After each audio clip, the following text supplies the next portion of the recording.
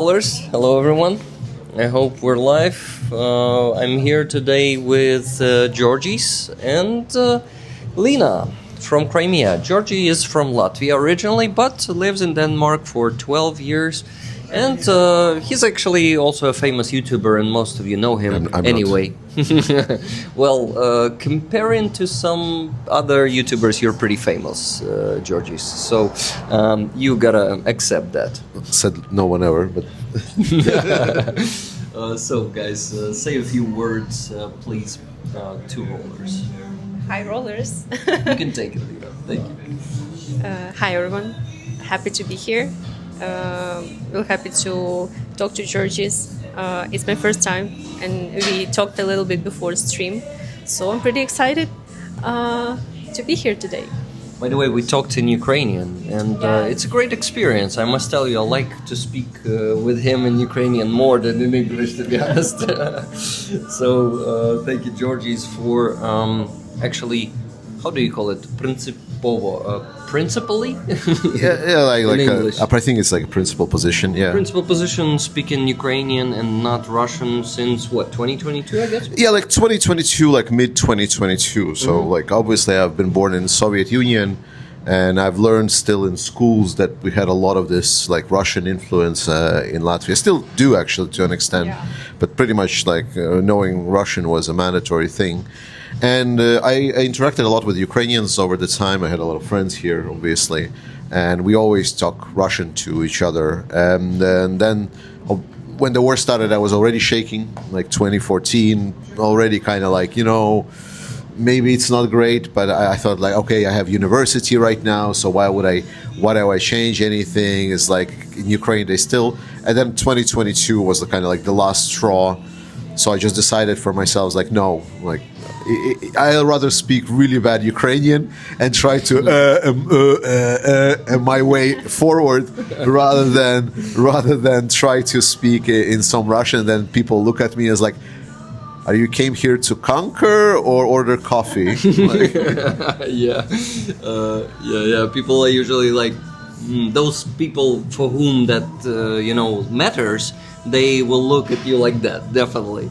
But there are some people who don't care at all, and you can understand some of them, but you cannot understand some of them completely, and especially when they are teaching their kids Russian here in Ukraine after 2022, it's mind-blowing, and it's like, oh my God, why do you waste such precious material? You can make a Ukrainian out of it and not some Malaros, right? But it's not necessarily that people who speak Russian are not Ukrainians. They might be having a super pro-Ukrainian position, even though they speak Russian. It's just the thing that not all the people are realizing the importance of using Ukrainian as, being carriers of that language, because without that language will just disappear. Or they're not just ready to put a little bit effort to re-teach yourself. Yep. It's also important. and this is a common topic also, obviously, on my channel, because I always talk with the guys from various other countries, US, UK, and everything. And when they see some Ukrainian either refugees or people that move to these countries, they ask, well, I hear them speak Russian, so do they hear? And I think the best description of this, I don't remember from whom, but I've heard this from some of the Russian expats that escaped Russia.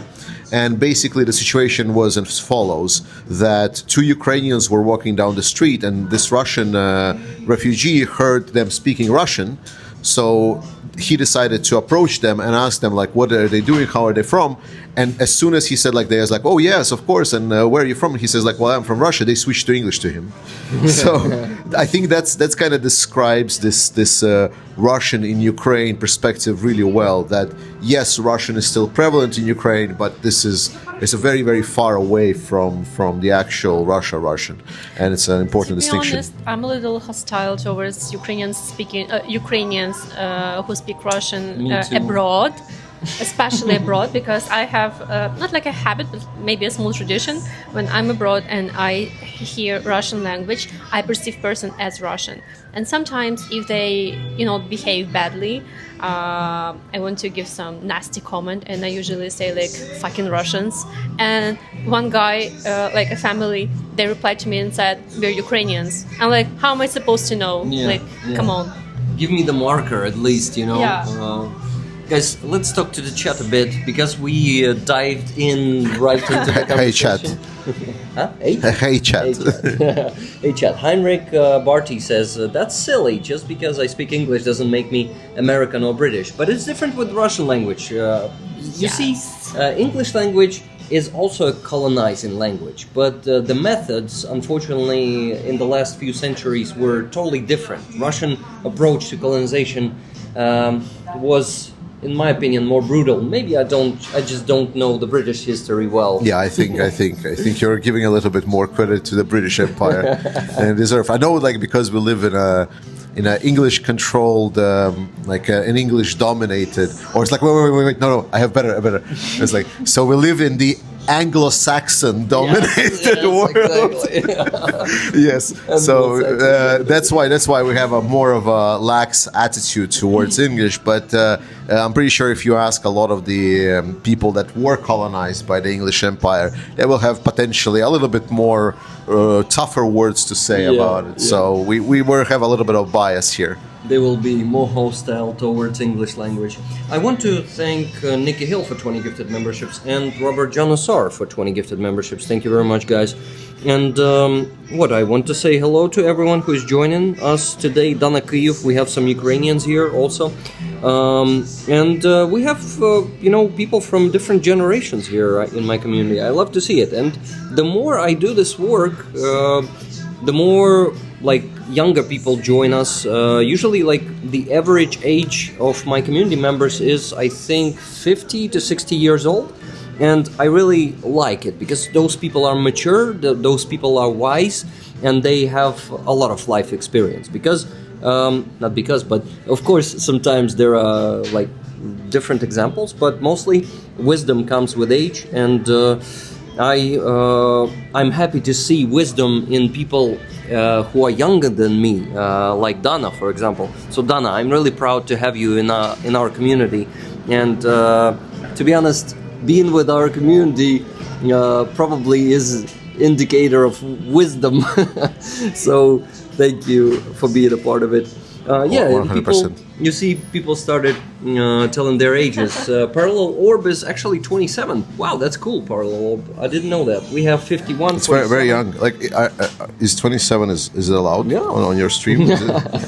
I think pretty much, especially if they are, not indifferent people. And here, people are not indifferent. They are just not coming here because they don't. I think there was the best comment here from Heinrich Barty. Sorry if I'm mispronouncing.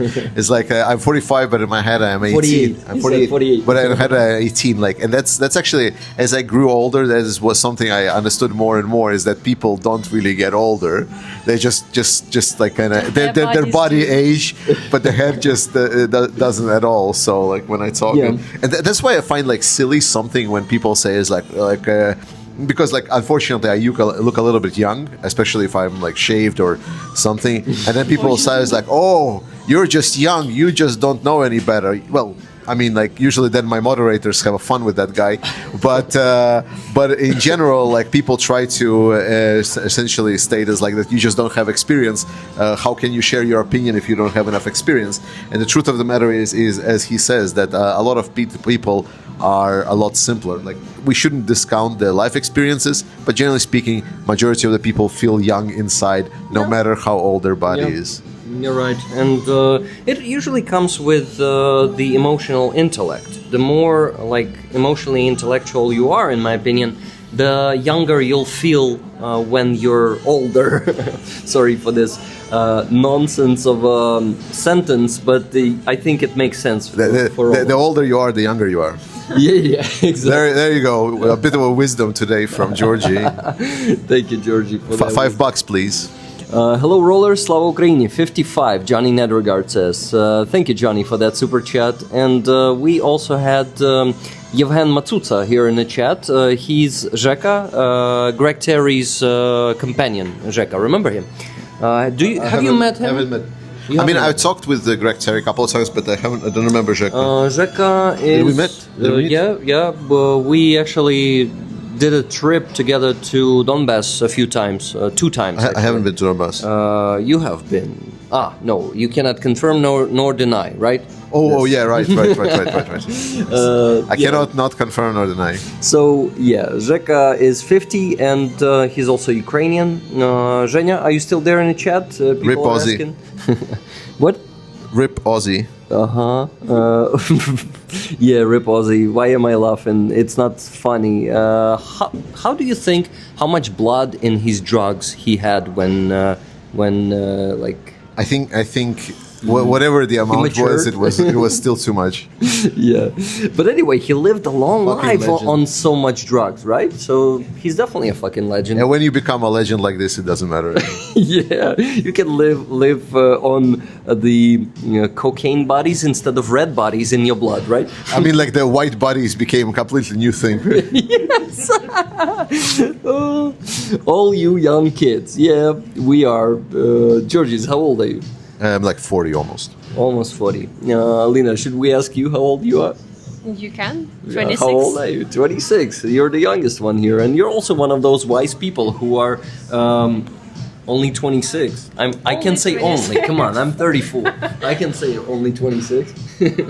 And here people, you see, they are posting their ages 47, 51, 60, 65. So they can also call you a very young person. Young lady, yeah. Person, lady.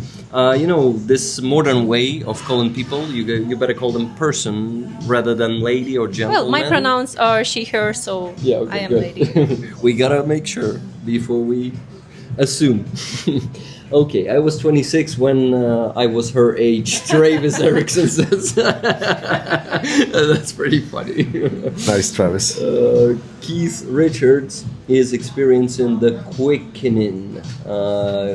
It's also a musician, right? Keith Richards. I don't know. Like, to be honest, I don't know who it is. Mark will probably hit me when we meet. Sounds familiar. Anyway, guys, I want to remind you that, as always, I'm gonna be raising money, and we already have the first donation. It was before we started the stream from Brian R. He donated $100, saying flag raffle tickets, half for me and half for rollers.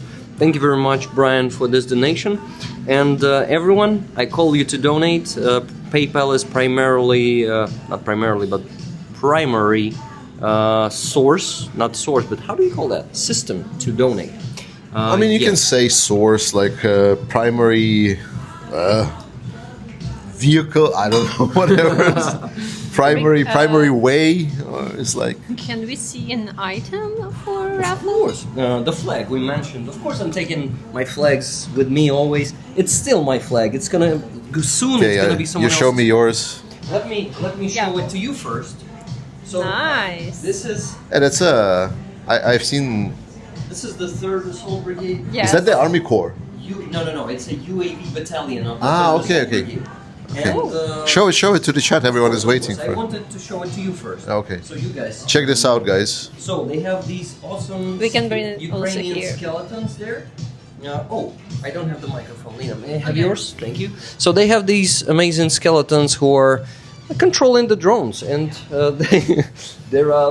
there's of course a vampire drone here, FPV drone, Mavic drone, and reconnaissance drone. They operate all 4 of them. In their battalion, they have actually these companies, and each company for each type of drones. Did you know that, Georgijs? That in their battalion they have like separate companies: vampire company, FPV company, Mavic, and their, how do you call them? Reconnaissance plane drones, planes. It is signed by Maverick. He's put his signature here. His name is Serhiy, and he is a tough guy, I will tell you. Now, it's not seen. We should. It's not seeing. You need to throw. Move it this.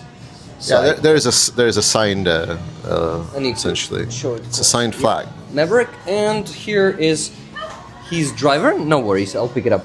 MMM. He's. Do you know what MMM is? I know what MMM is. Yeah, that's good. So MMM is like a post-Soviet pyramid scheme. So I guess that's the joke. So participate in a pyramid scheme, send us money, and then you win everything, especially this flag. Yep, you actually win the freedom, and you win the opportunity to live in freedom in the future, because without defeating Russia, it's not going to be possible. Buy tickets for this one by sending donations to my PayPal. One ticket is $10. You can buy as many of them as you want. So please do that. And if you don't mind, I'll put it on Back. your laps. Oh, laps. As- Okay. If you can hide my belly, I approve. It's like anything that And makes I me look believe slimmer the on the main stream. thing, it will save the lives of Ukrainian warriors and defenders. So, Say what, sir? lives of Ukrainian defenders. Yep. So it's an investment, guys. This is the best investment you can have, and we have a $100 donation from Harry, who is actually, his call sign in the chat is Sir Shum, and he's a Ukrainian who lives in United States or Canada. I'm always forgetting. States Sorry, of my friend. You shouldn't say United States of Canada. No, I didn't say of Canada or Canada. United States or Canada. Okay. No, I didn't say that. 10 tickets, he says. He is buying 10 tickets. That's very awesome. $10 from Rachel. Rachel is from USA. That's her nickname, actually. Thanks, RF Rachel. from USA. One ticket to Rollers, please. Thank you very much, Rachel. So, $210 already raised. Good job, guys. Let's get to at least 500 today. And maybe even more if you really like this flag and you're inspired by our conversation. What we are raising funds for right now. Yeah, by the way, you can ask questions because Rick is reading chat, so we can always ask your questions like about the actual situation, whatever, front line. Protests. I'm here so I can comment Yeah, we somewhat can on this. also There's like certain developments. So we started talking about age, so let's talk about the elephant in the room. Now, everyone heard about the protests. Like, I've been, by the way, already claimed to be like a shill for Zelensky government. I'm not sure if you've seen my video. No, I haven't Oh, seen okay. it. Okay, Tell so us. because people was already like, oh, Georgie gonna get his ass handed So to him. you're becoming the Porokhobot? Ah, Just Porokobot? like us? No, Zelenobot, like obviously. No. Opposite, opposite. I'm the opposite. So you're actually supporting Zelensky in this? Actually, I don't really support because it's as I said, it's a thing that Ukrainians need to figure out on their own. No, but in my video, I try to give a little bit more context about what exactly happened. And I try to explain that in general, like Nabu has a lot of issues. Yep, Like exactly. that, it was not very transparent. That it had a lot of issues with regards to how it's being run. That the cases that we're doing were not really coming forward. That even like at first it was over the years discussed that it's because they're trying to put cases through the what is it called? The regular. Oh my God, the regular attorney office. Like the regular prosecutor's office. So sometime midway, they created a special anti-corruption prosecutor's office, and that also didn't really help because like the number of cases that were prosecuted still didn't really raise. Yes, but you're gonna get to Bud. Right? Yes, yeah, obviously I will get to bud. I obviously will have to bud. So like, in my video I talk a lot about this, and I talk that in general Zelensky trying to take control and trying to do something about the structure that now recently has been reported has been also infiltrated by the Russian agents is not Like is not, any other institution in Ukraine. just like any other institution. So because there is plenty of cases in other countries where the anti-corruption agency is not necessarily independent. There are cases like this. Yep. So, and I made a case for this, and this is where people's like, oh yeah, but now all the protests, and this is where like people completely misunderstand my position because the fact of the matter is that there is a lot of issues for the Nabu, and I fully stand for the fact that it needs to be cleaned up, it needs to be well organized. Yep. That doesn't mean that the way that it handled is the right way to be handled. Because if you didn't know the way that was these supposedly changes to Nabu made, there was a bill discussed for, I believe it was exchange of prisoners or like a missing person bill. Yeah. The bill to kind of recover missing people and so on and stuff like that. And then one representative proposed changes to this bill. That's like I said, it's like, okay, we're discussing one thing, and then by the way, why don't we also like make implement the changes to institutions Yes. that has nothing to do to two institutions that has nothing to do with missing persons and is actually dealing with corruption. And you see, the thing is, the person who introduced it. Do you know something about him? Yes, he has. The guy is extremely he has been very much like pro-Russian, I can say. He on principle many times in the public interviews just would not speak Ukrainian. He would not answer like whenever someone asked him like Slava Ukraini, he would not answer Geroyam Slava. He would like on principle just play dumb that he's like. So this guy is not like really a good like defender of Ukraine or Ukrainian principle. Like this is not something you can tell about him. I wish him to be imprisoned like for 100 years. Yeah. Exactly. Like And, so it's not a super nice guy. Most of the conscious Ukrainians want him in prison and not fucking being in Rada for 3.5 years after full-scale invasion. He, guys, is acting like this, anti-Ukrainian, publicly, openly. He's acting like this for 3.5 years of the full-scale invasion. 2014, And of course, before that, of course. I'm talking about this time. Can you believe that someone in Ukrainian government, in our parliament, can act like this? And this is real, and he's not the only one. We have the pro-Russian chorty, as we call them. I'm teaching this word. I'm teaching I'm teaching rollers this word, guys. This word equals imp, so basically devil's apprentice. This Russian chort is actually issuing this amendment to the bill, and you see, they actually did not follow the regulation, and that they did not read out loud in the parliament the amendments this amendment. They did not read the points in that amendment, and they voted 263 deputies who I personally consider traitors of Ukraine. Voted for it. I'm sorry, I know there are some Crimean Tatars, respected Crimean much Tatars more Ukrainians than Crimean among them, Tatars. but guys, those 263 people did this without asking any questions, and that is a big concern. They did not even ask, hey, what is in that amendment? Do you think they did not know, or do you think it was all of it was planned? It seems to us Ukrainians that all of that was a scheme that was done in like 12 hours, even faster really than that. So there's no doubt in that. And you see, it's not.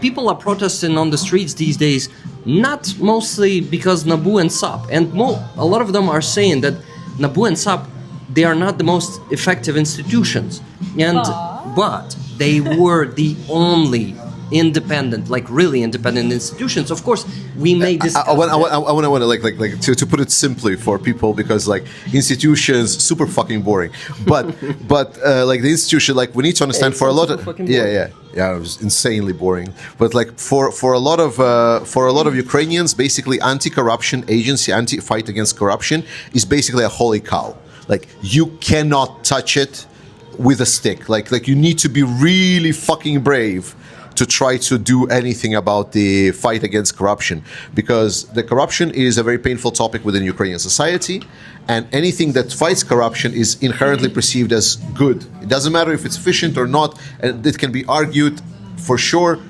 but you need to be having a very strong case and very refined and proper communication when you want to alter anything. The way that it was done was, to be honest, insane. And like when I made my video, I was fully thinking that Zelensky is just not gonna sign it. Absolutely. She's just like, he hit it back. But unfortunately, he just went forward, forced like unforced error, essentially, so to say, and he got himself into the constitutional crisis. He also went against the will of the people. People on the street were protesting under the office of the president. I was one of them. We were What do you mean? Like, but he's literally like today.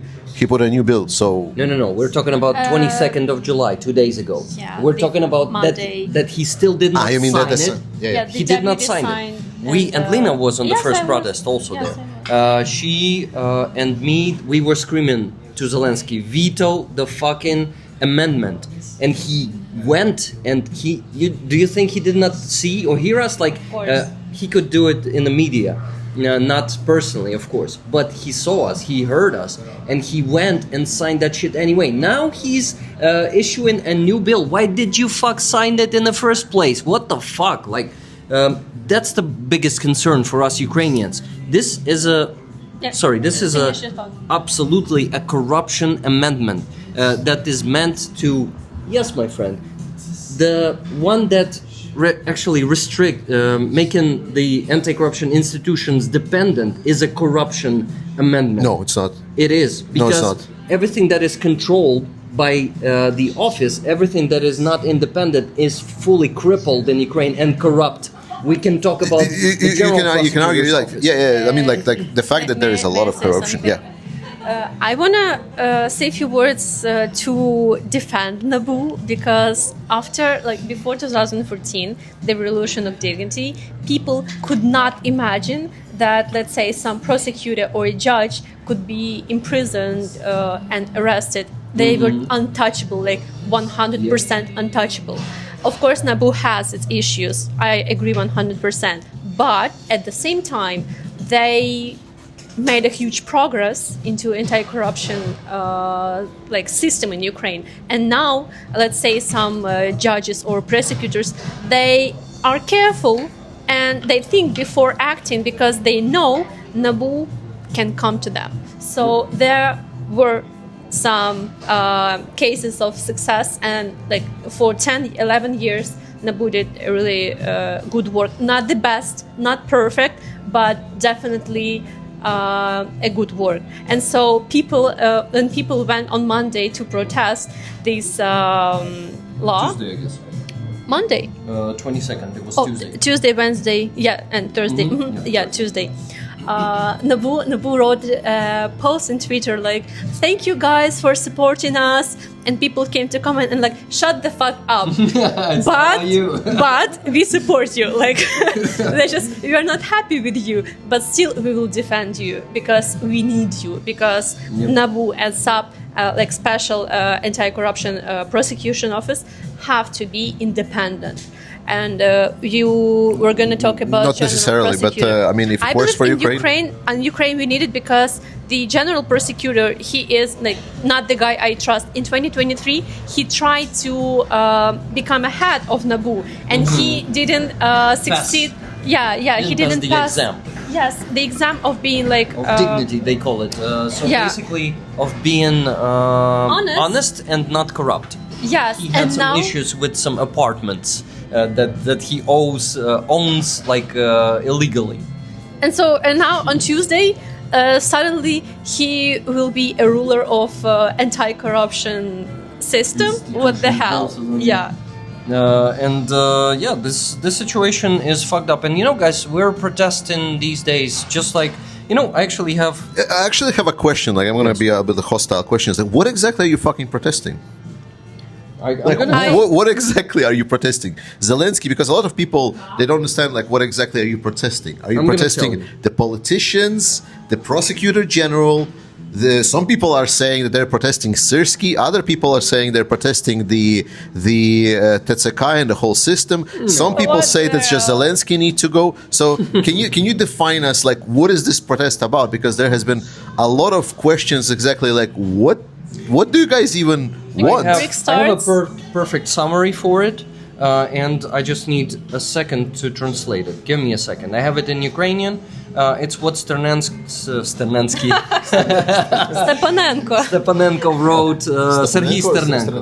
And Sternenko, by the way, like, just as a context, not a big fan of Nabu at all. Like, he had a lot of big critique of Nabu. But he did made. Did you watch his live stream yesterday? I watch everything. I watch everything. Yeah. Awesome, man. So I translated it into English completely, the whole live stream yesterday, so people know what we're talking about here. And he also wrote a summary. Actually, before coming here, I was making a video, guys, for you tonight. I'm gonna read this message there once again for those who don't know. Didn't watch the stream yesterday, yes. But I'm also Okay, that's a wrong one, guys. React to the chat for now, while I'm translating it. Okay, let's put it on pause for now. I think what is the most, like, for me as a supporter of Ukraine, what was the most scary, I want to say, right? I was afraid that Ukraine is going to enter a constitutional crisis, and we're gonna see the collapse of the system, and that will be obviously bad for everyone. And a lot of people reached out to me, but I think thankfully we ended up in one of the more optimistic scenarios. Because think about it this way, like for example, Rada and the government, they wanted to go out on vacation, which is a fucked up thing on its own. But thankfully, with Zelensky kind of backing up and putting a new build that is, it seems that at least one side is won. And I think this might actually kind of reinvigorate the Ukrainian society on cohesion. Because otherwise, if there would be, for example, Zelensky doesn't back off, yet there is a growing protest from society, resentment between system and the population just keeps growing, and essentially the only winner there would be Russia. And I think that was the most scariest situation. Yeah. So I'm really glad that there is a movement towards one type of solution rather than this in-between state. So I have the translation, Okay. but maybe you say something before I start saying that. Yeah, I'll try to be quick. After full-scale invasion started, I had the principle that I will not talk about my disagreements with internal policies of the president, because I understand that we have much bigger issues and these can wait. And I believe all the Ukrainian society came to this idea that, okay, we will be silent about some things because you are leading like the nation and all the free world in this war. But at the same time, we are watching if no one spits on our faces, because you cannot step the line after like absolute bullshit. And so, in my opinion, what was my motivation to win on Tuesday? I don't like when people think I'm a fool, that I can be treated bad. Yep. And I believe all the young people who came, and they're like mostly not only young people, by the way. Mostly yeah, young a lot of people. veterans who are mature, veterans as like well. more mature. Yeah, but I mean, my friends, at least people I know, they all went to say, "What the hell?" Like my poster really said, "What the hell?" Like, guys, do you miss 2013? Like, so. By the way, how did it sound in Ukrainian exactly? Якого біса, шановні, сумуєте за Януковичем? What the hell? Like, шановні is dear respected, like unrespected, meaning, are you missing Yanukovych times? Sorry, I interrupted you there. My idea was on the first day for Zelensky not to sign this law, because in my opinion, it only hurts people and the system. But on the second day after he signed it, I was like, still, what the hell? Like, and much more people came the next day, because everyone thought that he would listen to us. Yeah, a lot of people. Sure, like, Yes. It was suicidal for him to sign. Yeah. And it's like, to be honest, like, that was like the most unforced error. I mean, to be honest, like, I've critiqued Zelensky mercilessly for his really bad communication internally with Ukraine. This is not like an issue that hasn't been there before. Like obviously this area is a major one, but Zelensky has been really bad at communicating internally with the Ukrainian society. Like, I know that for us, like a lot of people that are outside in looking, and like for us, Zelensky coming out, he's a hero, and he's a very good communicator publicly outside, but and he inspires with each speech, right? For sure. But definitely he, and to a lesser extent, and his party, the servant of the people, to a larger extent, have not been fully consistent with what coming out of Zelensky's mouth and what actions they're doing. Exactly. Yeah, you so cannot, the translation is ready. Last lesson, sentence. You cannot be a good president of Ukraine if you ignore the voice of society. Exactly. Like, that's all. Exactly. Like, amen. It's it's my turn, guys. So the translation is ready. So what Sternenko said, and I totally agree with this. It's important to understand that protests have a cumulative effect. Most people take to the streets because there's a whole range of problems that need solving. from anti-corruption policy to military reform. We need the big military complex reform, guys. From the corrupt Trukhanov, the mayor of Odessa, to still in office, Trukhanov is still in office, to Buzhansky in parliament, that pro-Russian thug. That's why the slogans are so diverse. People came out, but the controversial law was just the trigger. Right now, Ukraine faces two paths: the road to the real change, or the dangerously explosive preservation of existing problems. Even if the current protests die down, society won't calm down. That much is clear. The state must maintain constant dialogue with the people and respond to their concerns, to protect the country, to endure and to grow stronger. We either change or we perish. Exactly. And you see, guys, it's the last drop. Because for the last 3.5 years, we had this unwritten agreement with our government, with the president, with parliament, with everyone. All of them who are governing this country, who are managing the processes. We had this agreement.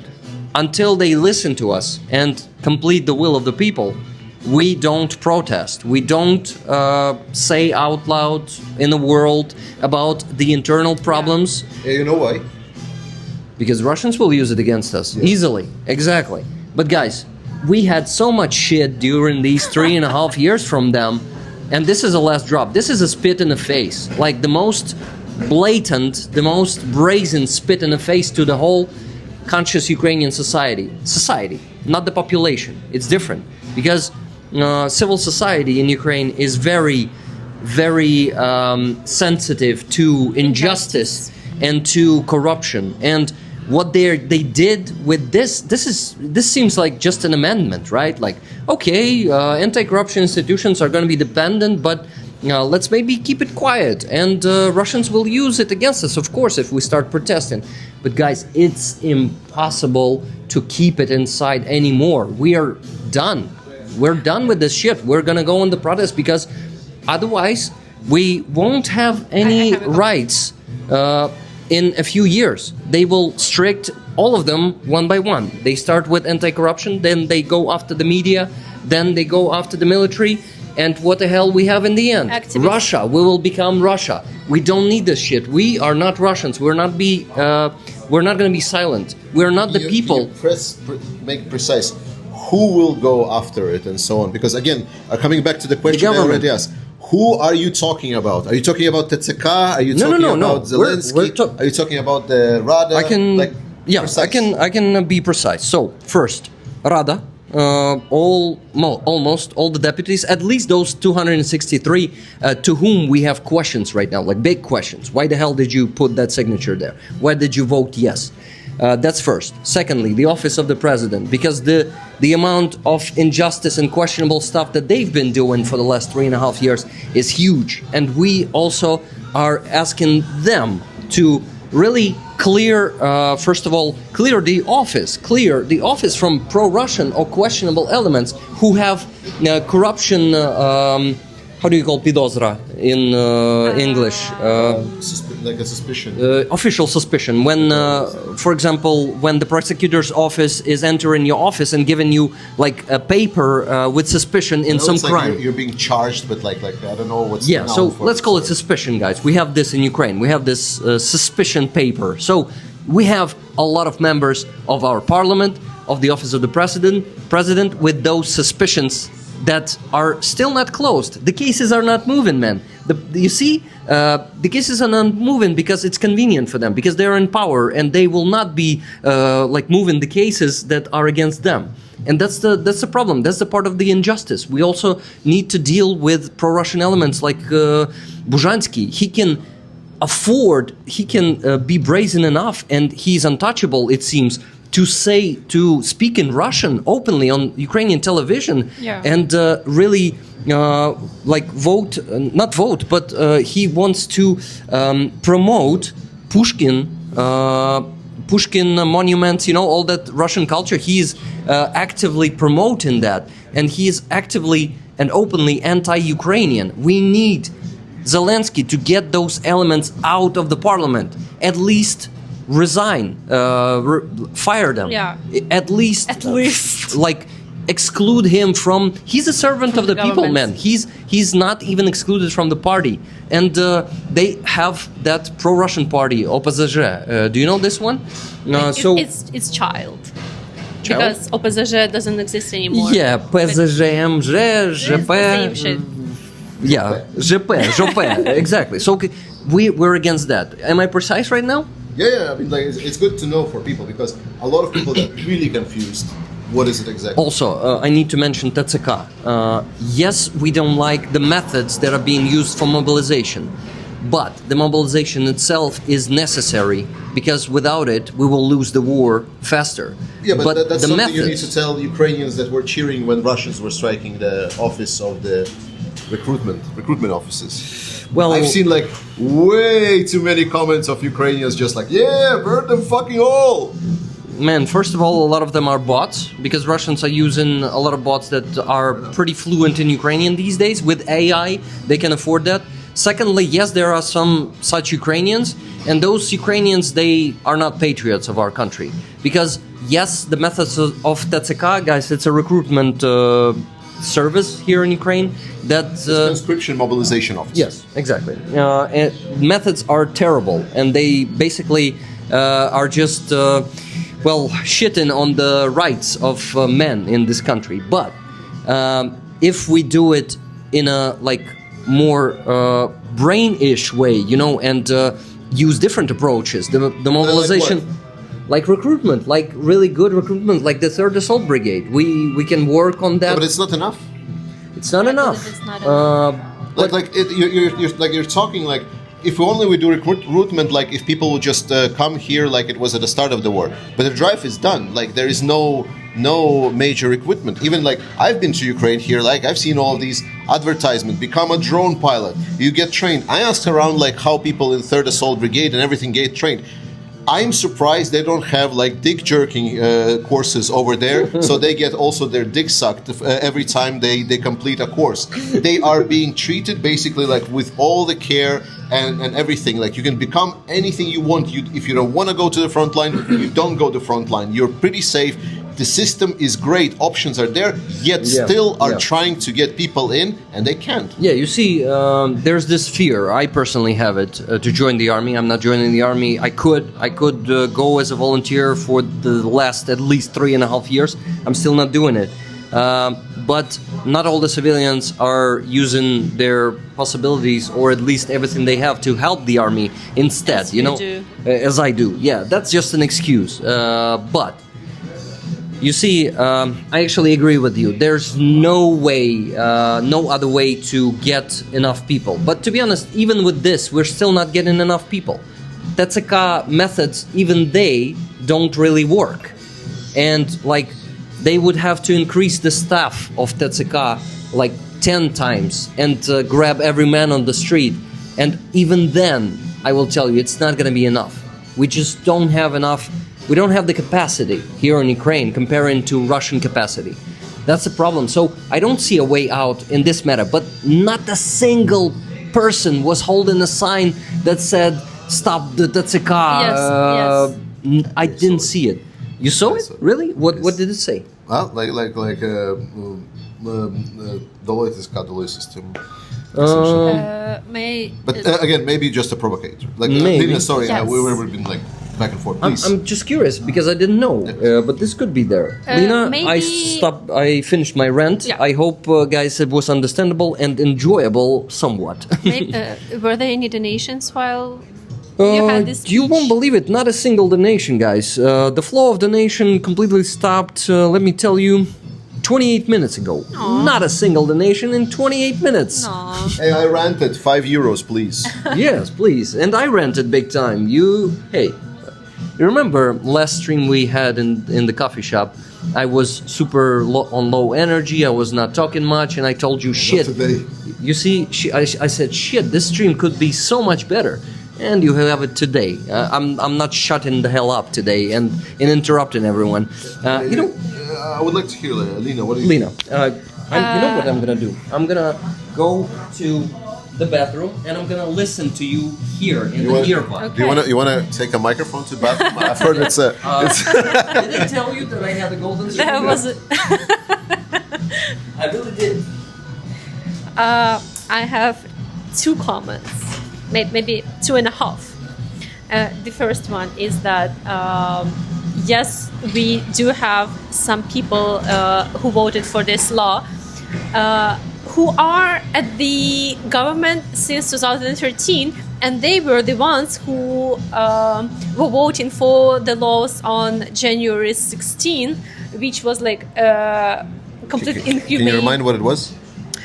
I believe it was about like you cannot gather the streets anymore. We gonna arrest everyone who is protesting. Like, of course, also shutting the media down. So like everything. It was basically Yanukovych's Yes. it's called in Wikipedia. It's called dictators' laws. Yes, yes. And so these dictators' laws were signed by some people who are still in the government. So this is the thing I personally would like to be changed these days, firstly. And secondly, the thing you talk about, maybe those people who held the Tzika signs were provocators, because personally I do know some people who working on that.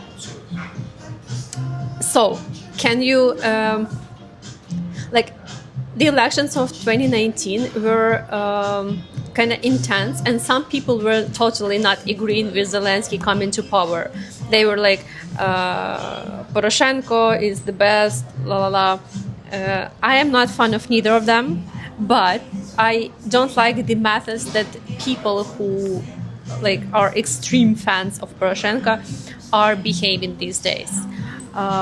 For example, there was a guy, I know him personally, like not a friend of mine, just a guy I know.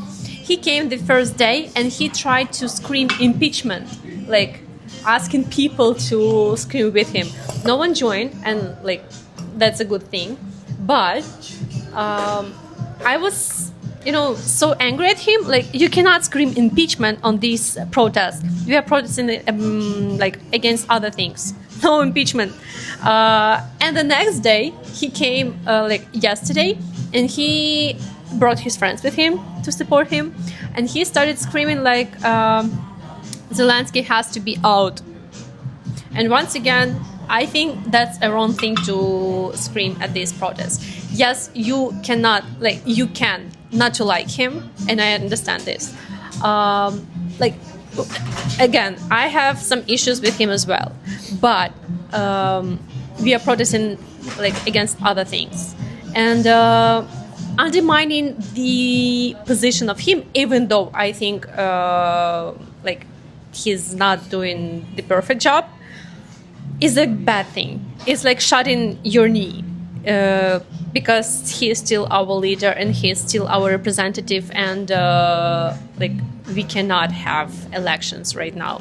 If someone, I don't know, could help us to create infrastructure to have elections, and Russia would agree not to shut down, so not to shell us, so military people could come to like cities and vote, that would be a different thing, and maybe elections could be held. But we know it won't work this way, so we deal with what we have. But we cannot say it's anti-governmental protest. We cannot say it's a revolution to change the president. It is not. And I will hate every person who says it is. Amen. And I think it's really like, I'm really glad that we finally talked about it, because, for example, if you read like a lot of Western media, which, like, I mean, people watch my channel, you know my opinion about Western media. MTG is great. Yes, but basically, you read Western media, it says like Zelensky faces backlash, and it's like everything is like about Zelensky, which is, as you can hear, there's a little bit more complex to that, and that context is exactly what both I try to do in my video, to have more understanding about the complexities of the topic. But most importantly, you need to understand that Ukrainian society is truly alive. Like, what was really warming my heart is that there is a lot of young people. Like, majority of people that came out of streets are people that potentially didn't even participate in like Maidan.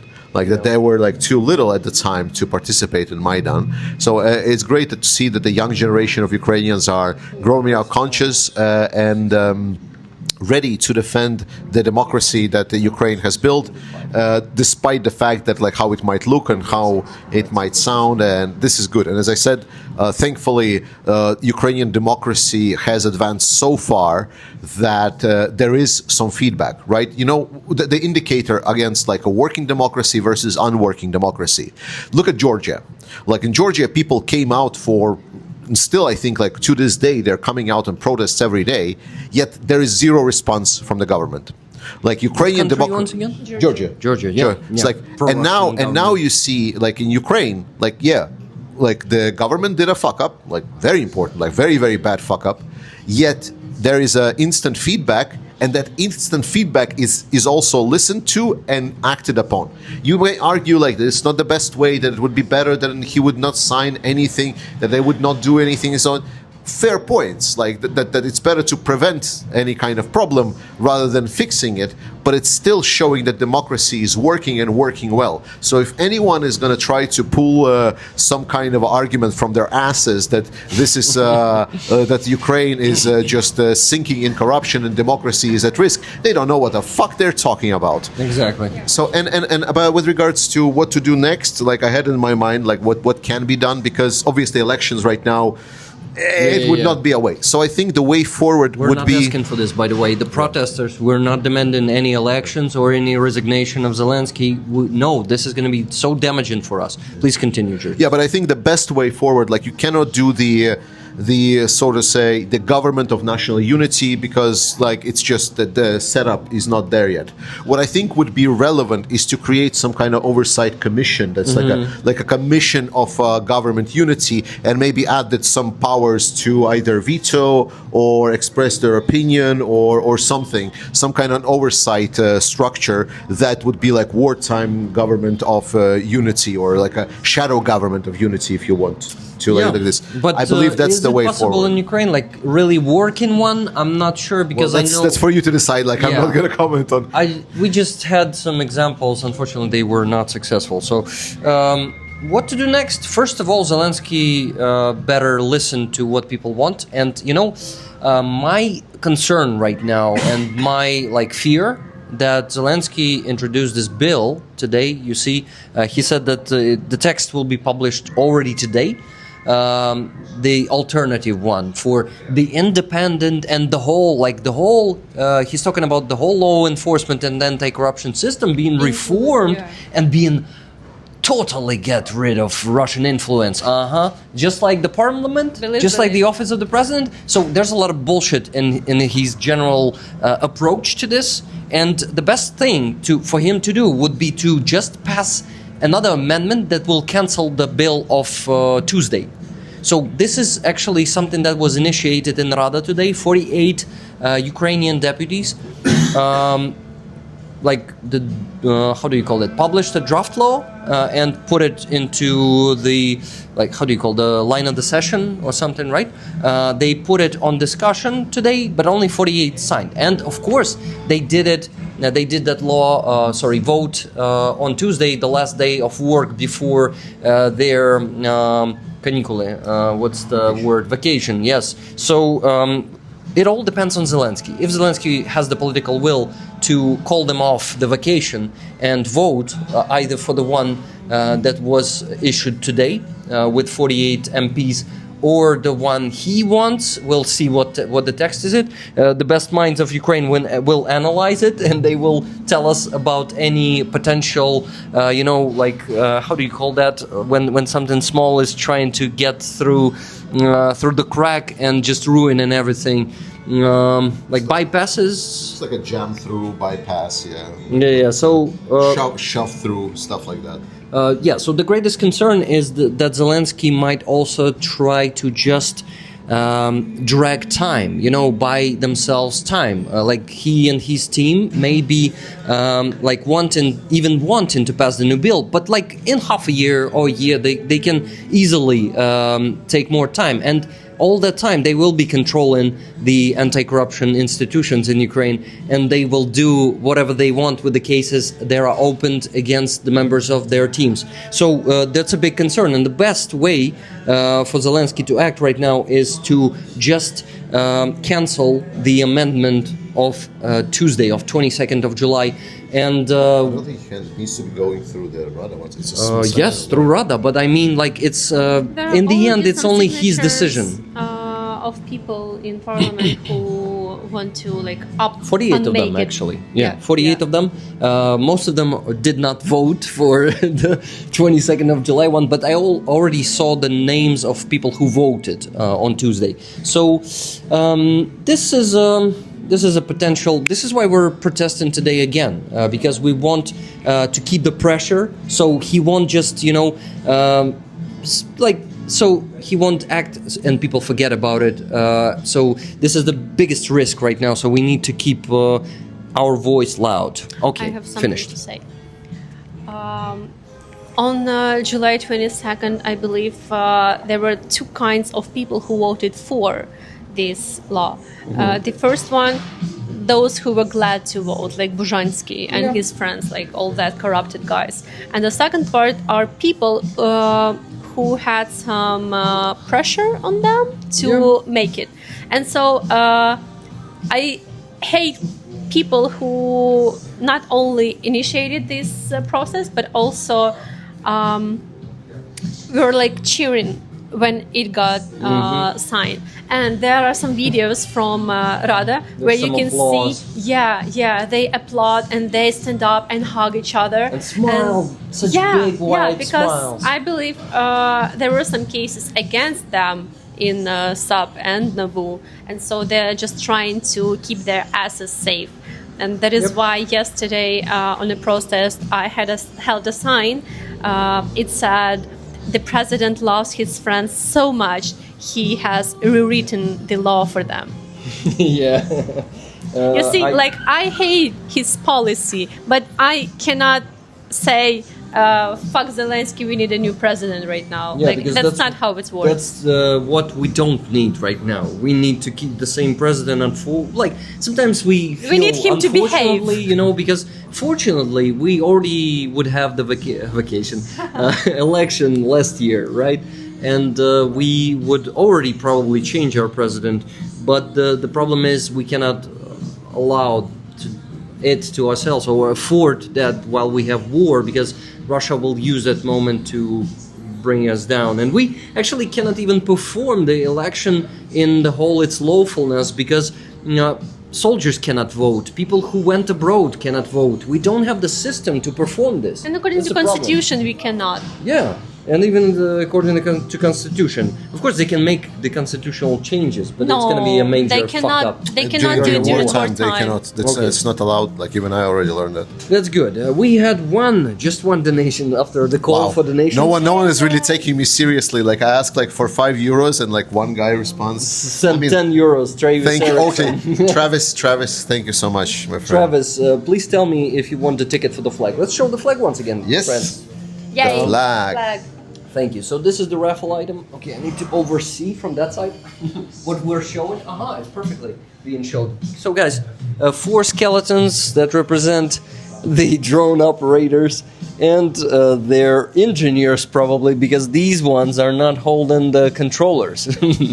And it's a big thing for many Ukrainian soldiers. These drones are their everyday work, and they help them accomplish the task, and the task is eliminating the occupier. And you guys will have a commemoration of this great successful work that stops the occupiers with this flag, of course, hanging on your wall. Just imagine the beauty of it. Can we... and it's so big, actually. Yeah, it's pretty big. Can we show this side? So this is the logo of UAV battalion, and the other side?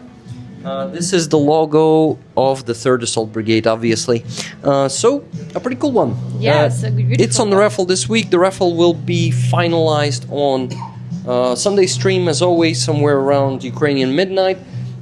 And you know what, guys? If you don't have the money, the means to buy the tickets for it with your donations, you can actually come to the Sunday stream and give a plus to the chat to grab the free ticket, because a lot of people who are donating, they are just gifting their tickets to the community so members. Nice. Yeah, it's really cool. And I must comment on this. Yes, okay, do it. So Kenny, you provide an oversight. So let's talk about the EU. Now I'm a European. This is my Field of so authority. field of authority is like, guys, EU. We are not very good at fighting corruption. Like let's be very very clear and honest. Travis plus. Our corruption. The only difference is that our politicians have learned how to hide that corruption, and I mean, like, some don't even hiding it. Like, how many companies are still working with Russia? It's just like our corruption is not as blatant, like that they're using some kind of holes in the system.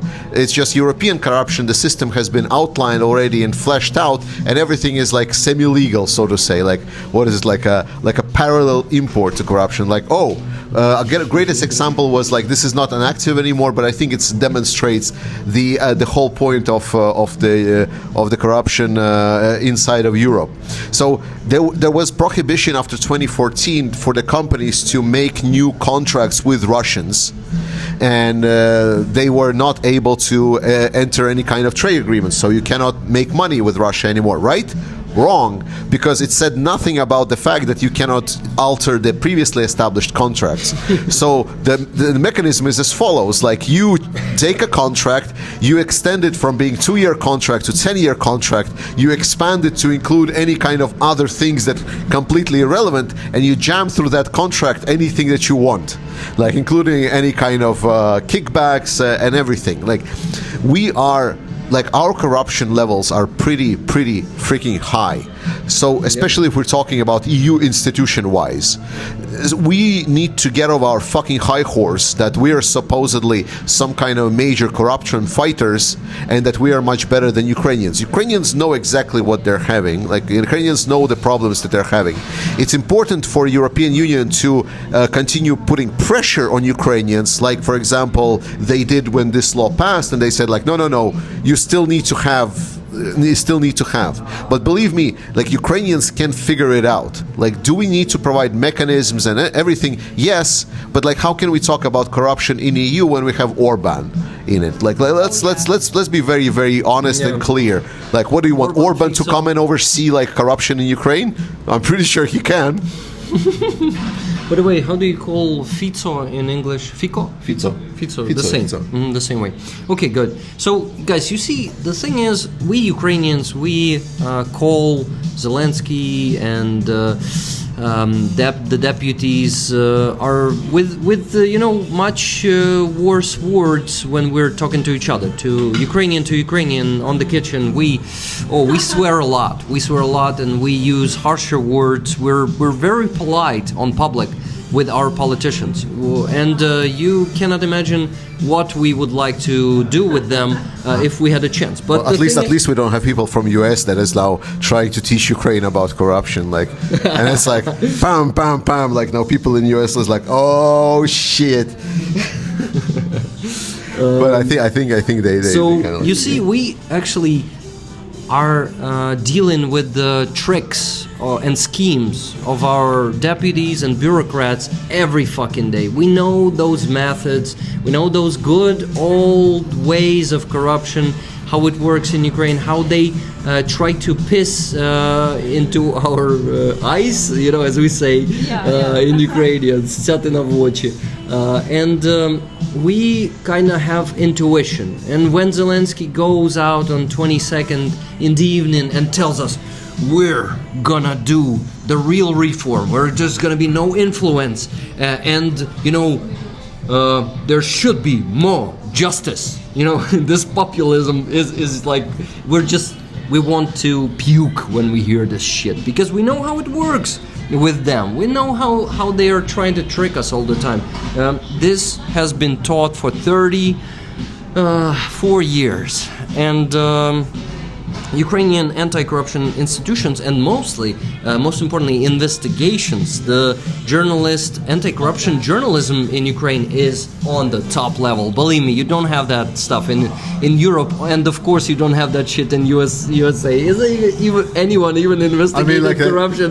People from USA are just kind of like now a lot more mellow. Like they look at the wealth of like that just came out and the shit that's happening in their country. It doesn't even matter if you're pro-Trump or anti-Trump. It's like everyone can see that the system is so fucked. But let's move on maybe topic because we discussed this quite a lot. Yeah. So I came to Ukraine like a while ago, and I already experienced one of the massive Shahid attacks. Oh, it's like so. Thankfully, I was not in Ivano-Frankivsk, but I was relatively nearby when it happened. So we had I heard some of the noise. Mm-hmm. It's like it's a lot. It's a lot. Like it's. Like last couple of my nights were okay, like at least in Kiev. In Kiev, the last couple of nights were okay-ish, but I believe Russians are just watching what's happening, not trying to scare us. Hey guys, I interrupt you for a second to mention that we don't have donations. I know that my part of community is drained. I streamed yesterday, I raised funds. I streamed the day before yesterday, I raised funds. And you see, guys, you who come from Georgij's community, we need you today because my guys are like sacked. I think a lot of people like in my community, because I know like a lot of part of my community watches Jake, and since I'm like right now on the downsides, I know a lot of people supports Jake's fundraiser. He's right now on his another one of the 1 million fundraisers. I know that. So a lot of people. They're also drained. Yeah. Like Jake's 1 million fundraisers really attract a lot of people. So again, don't. Well, from my side, don't worry. But like on Rick's side, it's like you should always consider donating. It's fine. You see, guys, the problem is I have 2 or 3 fundraisers always going in parallel. Right now, we have the Nay for Truck campaign that. The link is above Georgij's head. The QR code, you can scan it and touch it. No, the other side. So you guys can scan it and take the awesome patch there, because if you have some change left after getting the 2 patches from the campaign of the one and only Jake Bro, you can. I have them embroidered already. The campaign is not finished yet. Patches. Yeah, let's talk about patches. Let's talk about patches. Let me show them real quick. So guys, first one, may the Borsch be with you. And to be honest, embroidered, it looks pretty awesome. I thought it's gonna look worse. Yes, this Baby Yoda looks tired, and no, Grogu looks more like Yoda, like the tiny Yoda there. And still, it's pretty awesome patch in my opinion. It went out pretty well. I would love everyone to have some Borsch. Oh yeah. Well, don't take me, like I went to Klapatenko's place today to eat some borscht. It was the worst borscht of my life. Which place? 100 years ago forward? 100 років тому. Yeah. I actually don't like that one too. That plum taste. It's just the smoked plum. The smoked plum like just was like I almost threw up in my mouth. I love the smokiness, but I can agree it's not the best borscht in Kiev.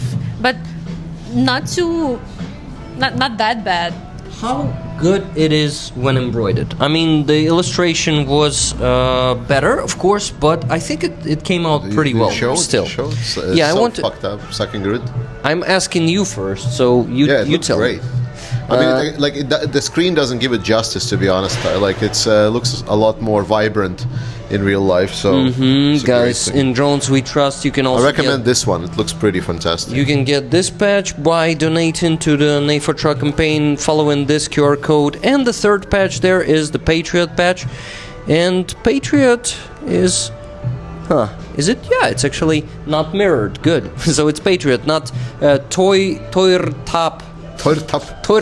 You know, like Norwegian. you know who got the right answer is Dana from Kiev. Or Dana Kiev. What did she say? She says like Puzata Khata, 100%. Puzata Harsh Borsch, pretty good. Like to be honest, fantastic Borsch. To be honest, I cannot find any borscht in Kyiv that tastes like my mother's borscht, so I don't have like a favorite borscht. Have in you Kyiv. tried Mamo Tato? I don't think so. I tried the food from Mamo Tato, but didn't try the borscht. They're trying to like focus on the very like, and this is for anyone that's going to visit Kyiv. So there is this. The place is literally called Mom and Dad or Mamo Tato, and they are trying to focus on recreating the taste of specifically homemade food. So like they are trying hard for the food to taste like it's made like literally in the kitchen. And that's when you like get like, for example, I tried some of the dumplings and I was like, I know this taste, I know these dumplings, like I've tried this before. That's really cool. And yeah, so guys, please donate to the NAFA campaign. Just advertising it because it's a bit stuck. We're on 41,000 euros out of 64.5, so there's still a pretty long way to go, but we provided the first truck already. It happened on Sunday, so 4 days ago I handed over the truck and actually got this flag from the guy who received the first NAFA truck from this campaign, so it's pretty cool. Also 2 patches, I'm gonna introduce them later, and you know what? He also gave me the propeller from the Vampire. It's painted with wings. It's just amazing. I really think what to do with this one. Should I raffle it? Probably keep it for myself. Wow, you're keeping something for yourself. Of course I do. That's a rare thing. Well, I always keep at least 1 patch from the soldiers to put it on my board because the board should renew time. And talk about don't sit down. Don't sit down. I want you to the camera. So if we're talking about keeping some things like as usual YouTube stuff, you get one of these rare ones. One of the first. I think this was actually the first patches. Campaign. Huh?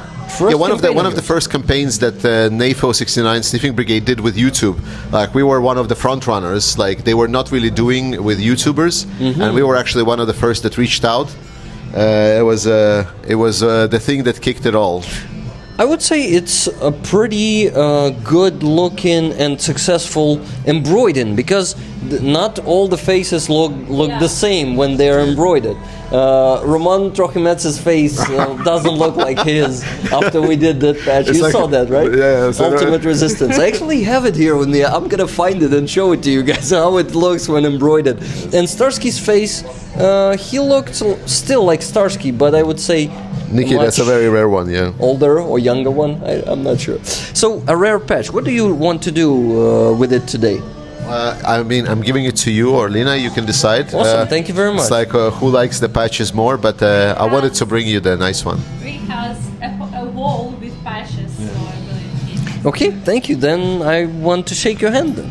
Thank you for the patch. I will add it to my collection proudly as one of the first patches in NAFA truck campaigns. It's pretty cool. It actually doesn't have NAFA on top. It says Ukraine Matters. So it's also a unique one because they always have NAFA here. So, guys, and I forgot to tell you about the PayPal fundraisers. So, this is one of the 3 fundraisers I have right now. The other 2 I have on PayPal. First one is, and the big one, is for the car for Sofia from 525th Separate Battalion. It's one of the new battalions. It is a part of one of the new corps. Unfortunately, I cannot mention right now which corps, but it's easy to check. 525th Battalion. So we're raising funds for the car for her, and to be honest, we're pretty close to closing it on Tuesday already. So guys, please donate. The money will go there, and Sofia will get her car as fast as fucking possible to find the car in Ukraine right now. A good one. And last thing, but not the least, third fundraiser we have right now is for the tires for the 92nd Brigade's Land Cruiser that they are buying for the money that you guys raised for them, but still in the process of buying it. So they are actually right now withdrawing the money, making the cash out of it. So it takes time in Ukraine, unfortunately. But of course, if you know people, you know, it could be done faster. They don't know the people. So Wizard of Ooze donated $10 saying the duty of youth is to challenge corruption. Kurt Cobain said that. Ukraine will rise from this stronger. Wizard of Ooze said that. Thank you, Wizard of Ooze, for your donation. And let me tell you, we raised $230 today. Let's get to 500, so only 270 left. Guys, we can do it. You still have 57 minutes. That's a lot of time. That's a shitload of time. We were raising $1,000 in a few minutes. So it's not impossible. Let's do it, guys. Please donate to my PayPal and help to raise funds for the car and for the tires, mud tires, good mud tires. Georgie, your turn. Did you see some comments? Lena, sorry. While we are not finished to exchange presents, I brought a waffle. Oh, yeah. Yes, this is a waffle from Slovakia, actually, and I brought it with me from my trip to Norway. Sounds weird, but it is true. I just met a friend of mine who lives in Czechia, and she came to Poland to see me, and she brought a box of waffles for me because she knows they are my favorite. And they are really one of the best waffles I've ever had, and I want Rick and maybe Georgie. I want to thank you for it, and I have an offer. Let's cut it in 3 pieces right now. We have a fork and a knife here, and because each of us tries. I am sure you will like it. It is different than Ukrainian waffles, and it's so good. Yep, I'm gonna cut it in 3 pieces. Gonna cut it in 3 pieces right here, right now. And Georgijs, so what you need to remember about borscht, like, firstly, like, don't use the T. Like, there is no T in borscht. yes, like exactly. it's like on this patch, you see, it's Borsch. yeah, you can show it like just that. That's the spelling. There is no T at the end. And then second one is that borscht is not a soup. It's a style of soups. Like, there is no one recipe of that soup. It's more about like how do you cook it, what do you want. So you want to cook it with a chicken stock, you can cook it with a chicken stock. You want to cook it with a beef stock. Oh, that's pungent. Yes. You want to cook it with a beef stock, you can cook it with a beef stock. Hey, you want to make a vegetarian borscht? Knock yourself out. It's also possible. Yes. So yeah, I'm pretty sure they cannot smell that, but it's a very intense smell. Mm-hmm. And it's milky. And you can feel it in the flavor. This spiciness, as in rum. Yeah. It's something similar to rum. I mean, there are fish soups as well that are not borscht, and there are fish soups that can be borscht. Like borscht, there's a couple of things. Usually, borscht is like a root-based soup. Like Borsch can have fish, actually. No. I mean, it can have fish as well, but like usually, what meant as a borscht is like a root-based soup, so it would have a lot of root vegetables in it. Yeah. And for example, ucha mostly is fish-based soup. So the main components of ucha is basically stock and fish. That's already kind of makes, and then you can add like potatoes. You can technically add some carrots. You can add some like onions, whatever. So you can make it different, like similar to borscht, but it's not necessarily to have root vegetables in ucha. Georgie, get a piece and try it. I really like it. It's super soft. It's milky. It's also it has some rum taste. Really spicy. So maybe not the rum, but some it's alcohol-like alcohol-free, taste, absolutely. It has. Its We're gonna flavor. waste it here.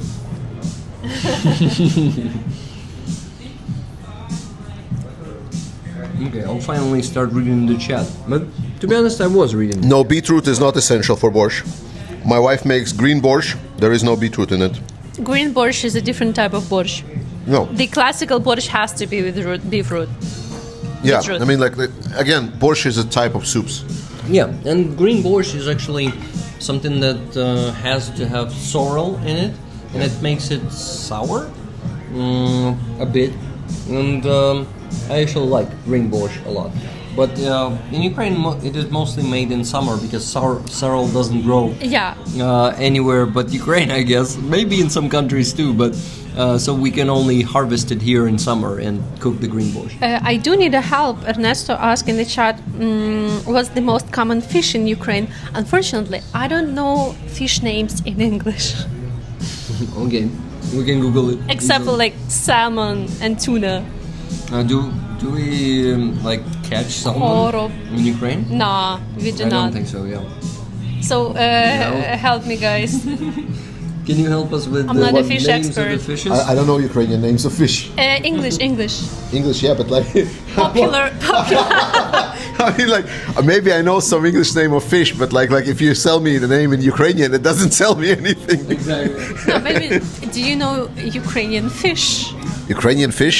in English? I don't know. Like probably something like carps or herring or something. I don't know. Like as Dana is writing here. Karak or something. Because- I don't know actually. Like to be honest, not a big fish man. Thank you. Like I do like fish actually. perch, pike, yeah. But Bike. Also like, bass. sounds like bike. Bike, yeah. Bike? Bike. Or birch, the tree. Look, Caitlin is saying trout, guppy, salmon, swordfish. I believe we do not have salmon and swordfish in Ukraine. Isn't herring like a Herring. sea? Herring, Is it sea? salad. It's, Herring. Salad. Herring, yeah, it's a herring, yeah. I love it. Yeah, you see Ali coming in clutch.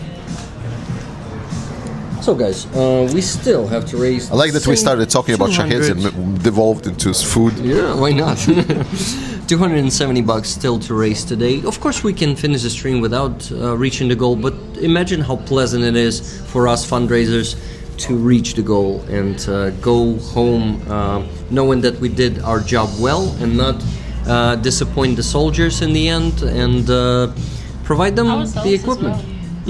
Ourselves as well. I Yeah. believe it's nice when you reach a goal. Guys, you know what I actually had yesterday? I had big donation, 2 big donations from Laura S. She's a member of our community who is donating at least $200 a week, and she donated yesterday 2 times. First time, $600. She said, "Dear Rick, this is for mud tires for 92nd, first part." So it was just the first part. Then she donated $300 saying, and this is the second part for the mud tires for 92nd. And you won't believe it, guys. She did not donate everything she wanted because PayPal limited her, how do you call it? Outgoings, like money that she can send to someone. And she needs to confirm her identity to send the rest of the money. But she wants to cover the whole $1,000 and almost $200 for the tires. So that's really cool. And she was, guys, can you believe me? She was apologizing for the inconvenience that the money got stuck. Really, Laura? you don't need to apologize for anything. You donate huge money and providing the whole, like, to close the whole fundraiser for the soldiers. I can only thank you. And tomorrow we're gonna have the concert with Aziza Eskender, my friend Crimean Tatar, who is very talented. And guys, to be honest, I would like to invite you to the concert, but we have a problem, Houston. It's gonna be in a small studio, and 7 people already want to come. And I won't be able to come tomorrow. Sorry, guys. Even if you would be able, the space is limited, and I'm not even sure if 7 people will fit. But I think I will be. That's what she said. I will be charming. Oh, Georgie. I will be charming, and I think they will allow us to invite 7 people. But I remind you that $270 are still needed to be donated to my PayPal. Guys, if you are afraid, if you're new to this channel and you're afraid that we donate the money to the PayPal of this guy, they may be used for his personal use. No. I'm first of all mentioning every donation. You see, Laura donated yesterday, and I could have just not mention it and take the money. No. I never do that. I always mention it. Then I show you the spreadsheet in which I list every donation, and on the screen when I'm doing the stream from home, not here of course, you can see that your money are in the spreadsheet, so you're named and listed. So I have my system, not the most perfect one, not automated one, but I'm managing. It works. I'm managing. Couple of comments from me. So you know they exist says, I love herring, I love Ukraine, I love add the name of countries favorites. So I've read this from one of the Ukrainians on Twitter. I really like this. Like he's like, I fucking hate darkness because I can see my beloved Ukraine less. And then the second one is I will need a mysterious one. What do you mean? The one that you mentioned. I don't think I understood that. I mean, like he dislikes dark. Oh my god, I'm explaining. It's like he dislikes darkness because he cannot see his Ukraine because it's too dark. Like you know, it's like when there's like darkness and you have eyes, and there's no light that comes into your eyes, so you cannot see. Yeah. Yes. And another last comment from me is from Jen Bure. Sorry for mispronouncing. Bure, I guess. Bure, yeah. So how is your project going on in Ukraine? You're in Ukraine. Let us know if the good stuff, great stuff is coming. Take care.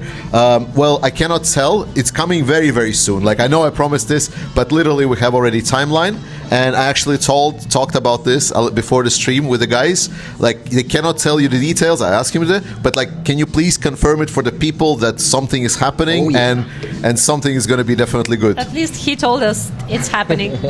Yeah, he told us some details, so I assume it's happening and happening soon. And it sounds pretty interesting to me and pretty, I would say, pretty promising. That's the word. So I would gladly help you, maybe even raise some funds. Sometimes it's hard to fit into my multiple fundraisers at the same time, but at least to promote it and to talk about it, because I would love to know more myself, because it's a very interesting project.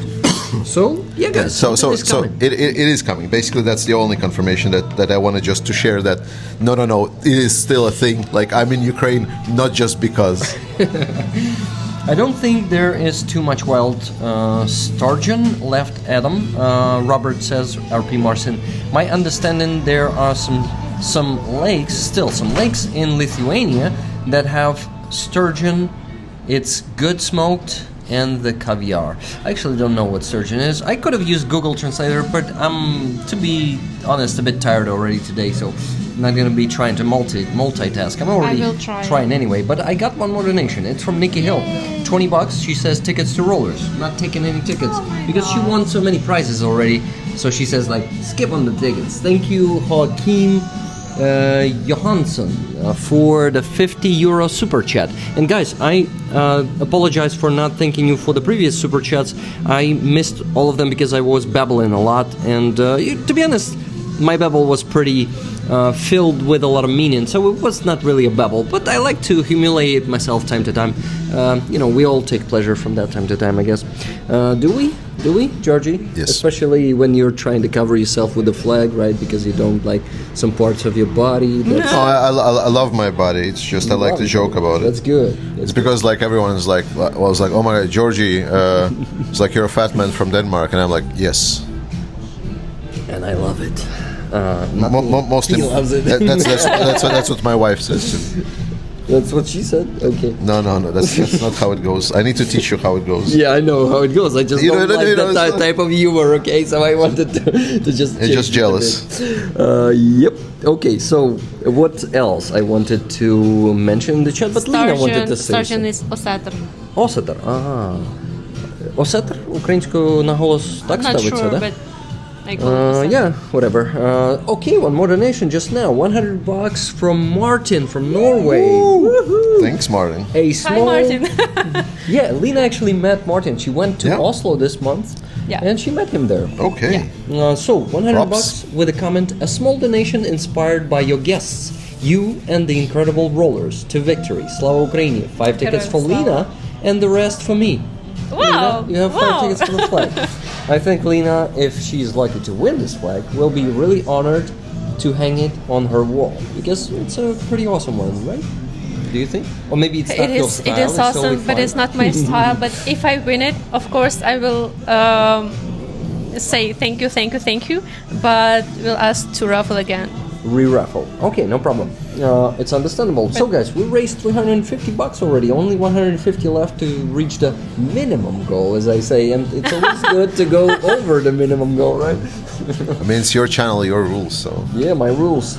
My life, my rules. It's like a trainer in the gym counts like when you're exercising. Reps? Like 5, 4, 3, 2, 1. I don't have that much money to have a trainer with me in the gym, so... Well, come on, Georgijs. What? I don't think it's that expensive. I'm actually right now I'm not going to gym using as using well. the service of rehabilitologists. Or are you the trainer? And I thought Lina is the trainer. Lina is not No. the rehabilitologist. No. Just like, come on. Lina is a cultural and historical ambassador, I guess, for me. That is for fantastic. Crimea. For Crimea. So what is your connection to Crimea? Direct. No, I mean, like, do you try to promote it? Do you do culture? Do you have music? I've heard you do the nets and anything. Yeah, like my full-time job is a cultural project, literary project, a literary contest for Ukrainians and Crimean Tatars to write in Ukrainian about Crimea or in Crimean Tatar without topical restrictions. So we could save and develop Crimean Tatar literature and language because Yes. it is recognized as severely endangered. And at the same time to make a topic of Crimea as popular as it can be inside of Ukraine. Also, we are trying to become like a gate for Crimean Tatar literature for like to go abroad. We are releasing English-speaking anthology of contemporary Crimean Tatar poetry and fiction in English. It's going to be published this August or like in autumn, fall. Outside of full-time job, I am going to NATS. I am giving lectures about Crimean Tatar, like history, culture, heritage, like everything I'm aware of. By the way, elections for kids also, I guess. Not yet. Not yet. Not yet, but yeah, that's my plan. Like everything Crimea related. Like the next week, I'm gonna participate in not a show. Like they're taking a video that will be released on the Day of Indigenous Peoples, August 9th. I will be cooking with a chef cook from one restaurant, some Crimean Tatar dishes. That's really cool. Hope not Klopotenko. Not Klopotenko. Actually, Klopotenko, I have some issues with them, but I think I will. With him? I don't have Not issues. His personally. Borsch sucks. Just that's the only issue. To be like, He has many borsches, and his cherry borsch in Poltava, it's in Kyiv. I recommend to try it. It's not that bad. Totally different. It's not the smoked plum. So, Lina, I interrupted you. People in the chat say Lina posting more videos on her YouTube. Yeah, I'm kind of working on that. Yeah, Lina slow, has a YouTube channel. Slow, but Lina from working. Crimea. Yes. Yeah, guys, subscribe to it and subscribe to Georgij's channel if for some reason you see him for the first time. I think it's this. The possibility is basically like 0.00001 or something, but. I mean, like once you see me, you cannot resist anymore. I am trying to. Exactly. I Go am subscribe. trying to write more things on my base, and I like eternally grateful to people who support me there because that is why I'm able to pay to my psychotherapist. Really, thank you. But it's kind of hard because in July, like I had to go to not like I had to go. I got an opportunity to go to Norway to participate in Nordic Council Youth Summer Camp. People from Denmark were there as well, and so I'm sorry. No, they were nice. They were nice. Yeah, and in Come August, on, it's like they're Russians. and in Georgijs. August, I'm going to Denmark to participate in some event also related to indigenous people. So, kind of busy and exhausted, to be honest, after all these trips. So I'm trying to keep. My efforts to write something to base because I do value you guys over there, and I do want to make a cooking stream, by the way, to make a Crimean Tatar pastry. We did one with Yes, Lina. in January. We cooked yantik. Yantik. You know what yantik is, right? No idea. Oh, you gotta wait. You visited Musafir, right? Musafir in Kyiv. Oh my no? God. I don't have the time. Is it because you're not a fan of Crimean Tatar food? No, I haven't had the time. Man, you gotta. Actually, there's one near this place, like only 50 meters, 100 meters. So I'm gonna definitely recommend you to visit it tomorrow if you have like spare half an hour or an hour, and try yantik. They have a pretty delicious yantik there. We cooked it once with Lina. We did a cooking Yes, stream. it was That was good. the first one on my channel, and it's a great experience. And it was a tasty yantik. But then we were exhausted after cooking for 3 Yes. hours. We sat at the Working table. with dough is like really tiring. Yeah. So we sometimes do some cooking show. Did you have any cooking streams No, after? only with you. Maybe we have to make kurabiye together. We gotta. Like that cookie. Yeah, we gotta make something together. But lately, I'm like so focused on all of these different things. So it was the great time in the beginning of January, just after the new year. It's a Yes. perfect time to Yes. do something like this. Yeah. So probably So we'll have to wait until that time and do it once a year. So $22 from Terence Sauve. He says, awesome guests as always, Rick, for a free Krim. Krim. Yeah, that's probably how you say it. Crimea is Ukraine. Thanks for all the awareness and culture-related works from Lena. Yes, Lena. Thank you. I also thank you for this, for being a great international ambassador for Crimea. Georgijs, Trying my you wanted best. to say something? And I interrupted you, it seems? No, you didn't. I mean, believe me, like if I wanted to say something, there would not be. You would be in there would trouble. not be a force in the world that can stop me. There would be no It's like my biggest trouble is that I cannot shut up. I mean, like I think half of my channel people You've just been so silent shut on up. the stream actually today. All right, except for all of those parts that I wasn't. Yes. So $100 from Adrian. Adrian is from Switzerland. Tickets, please. Much love from Switzerland. Thank you, my friend. So, guys, with this, we only have to raise $28 to get to the minimum goal. Nice. That was pretty awesome. Thank you. I asked and I received. You know, you ask and you shall receive. That's how it works. You know, it's really. I feel lucky to be like, I don't know, born or raised all mics on me. So I like this. The fact that I am not too proud to ask, you know, because there are some people who cannot do this work because they feel like they're beggars when they're asking for money. And I'm asking for money, yes, sometimes for myself, but mostly for the army. Sometimes, you know, because of this fucking bug with memberships, I cannot receive money on from YouTube, and I gotta ask buy some super chats because those memberships that you try to buy are stuck and they are refunded to you and all that shit. Yes, but luckily I'm not too proud to ask. So hey, buy some super chats. I believe being sincere is like the best thing to communicate with people. You will find your audience and people like. You're right.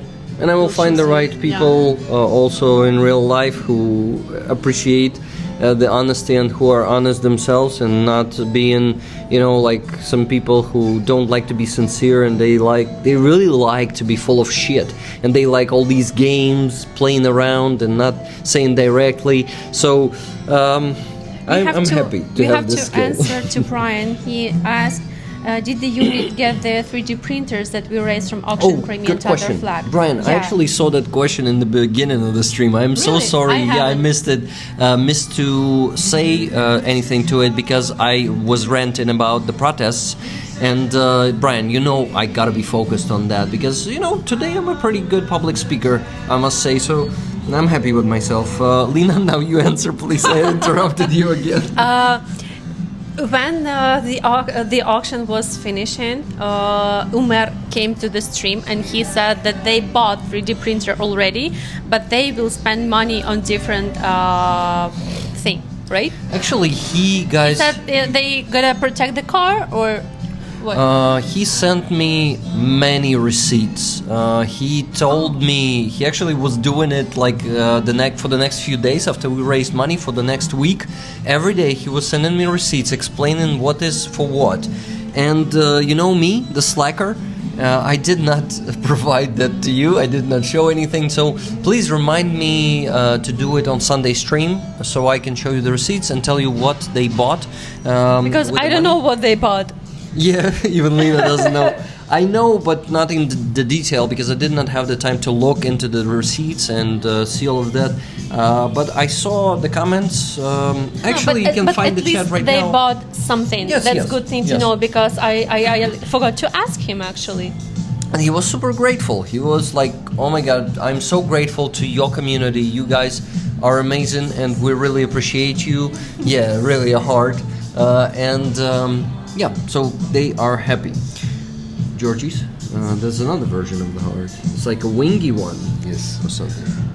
Hey Rick, Georgie, is Russia printing as much as 1 trillion rubles per week now? What is the view of world bankers and merchants on this? Will they demand gold? How much gold in Russia? You know they exist. So with regards how much money Russia has, you should go on Blue Sky and find a person, absolute fucking queen, named Pruna60.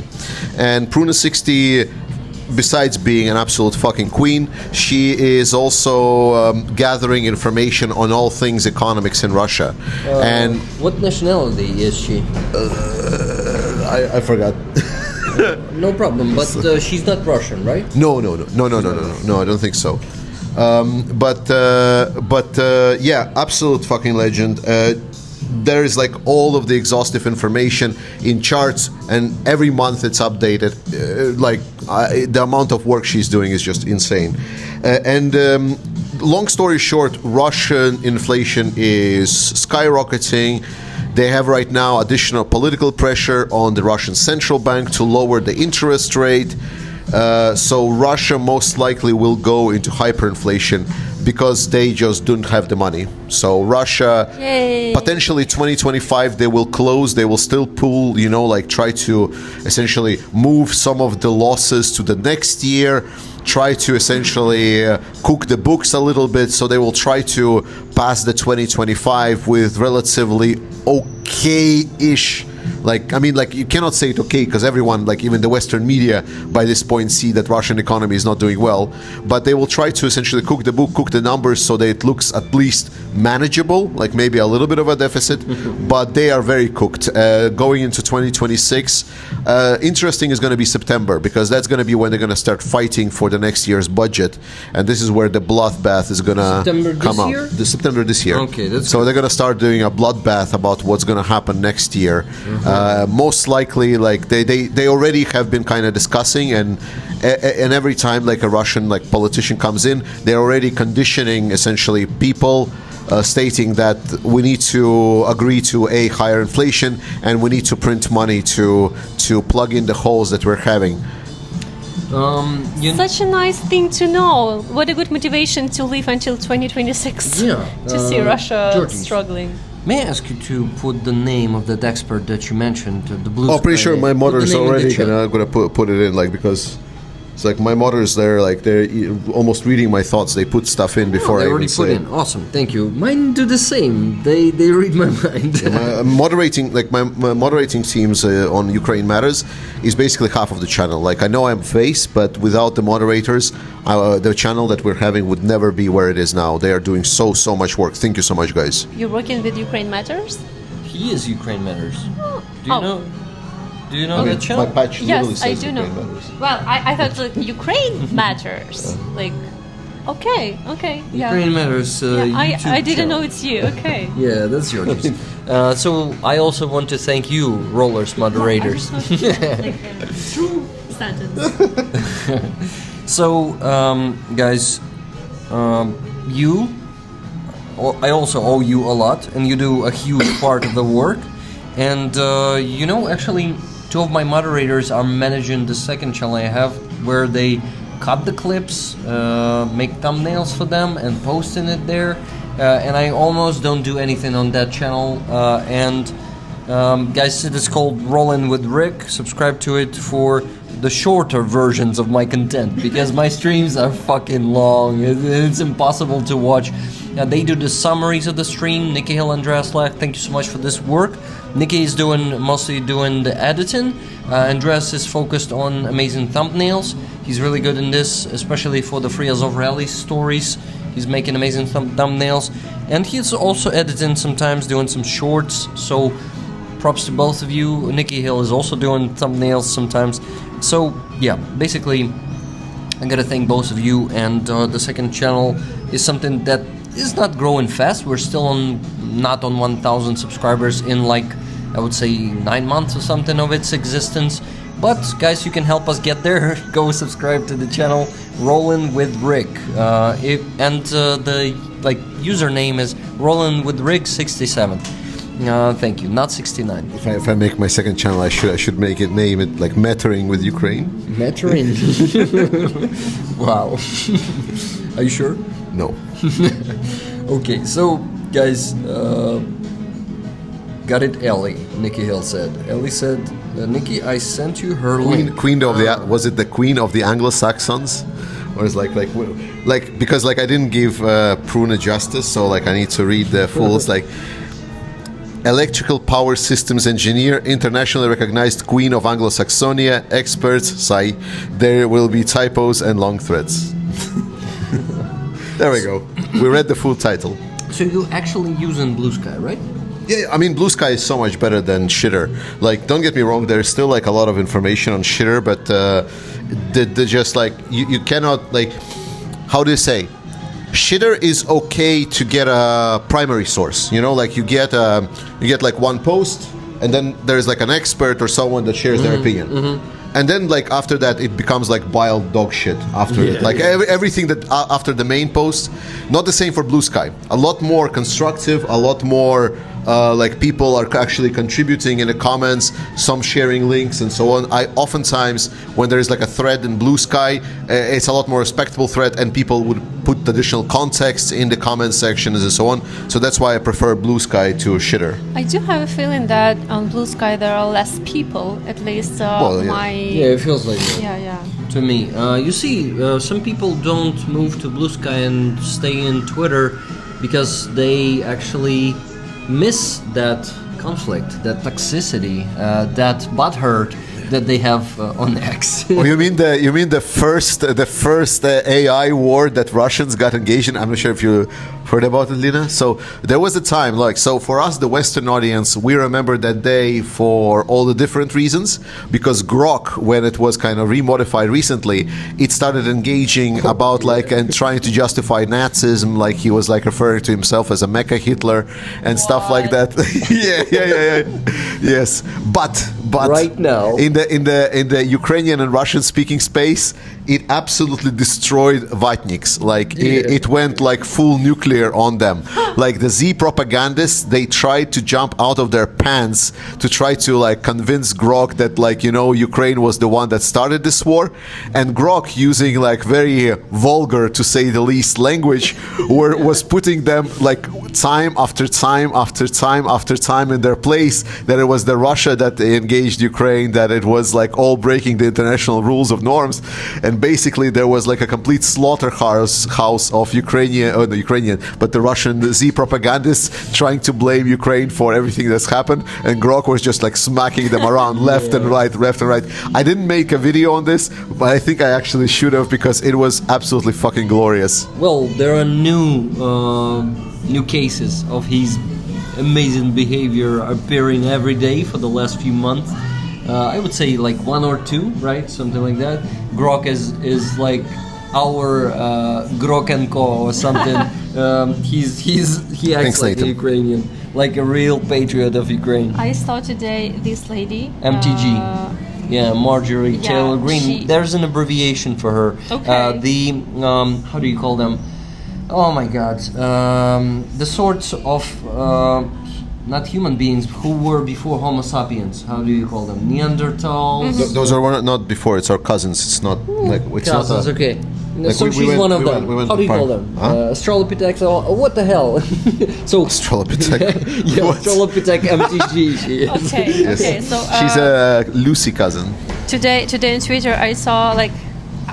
This tweet of hers got recommended to me, and she was talking that Ukrainian people are trying to knock down Zelensky.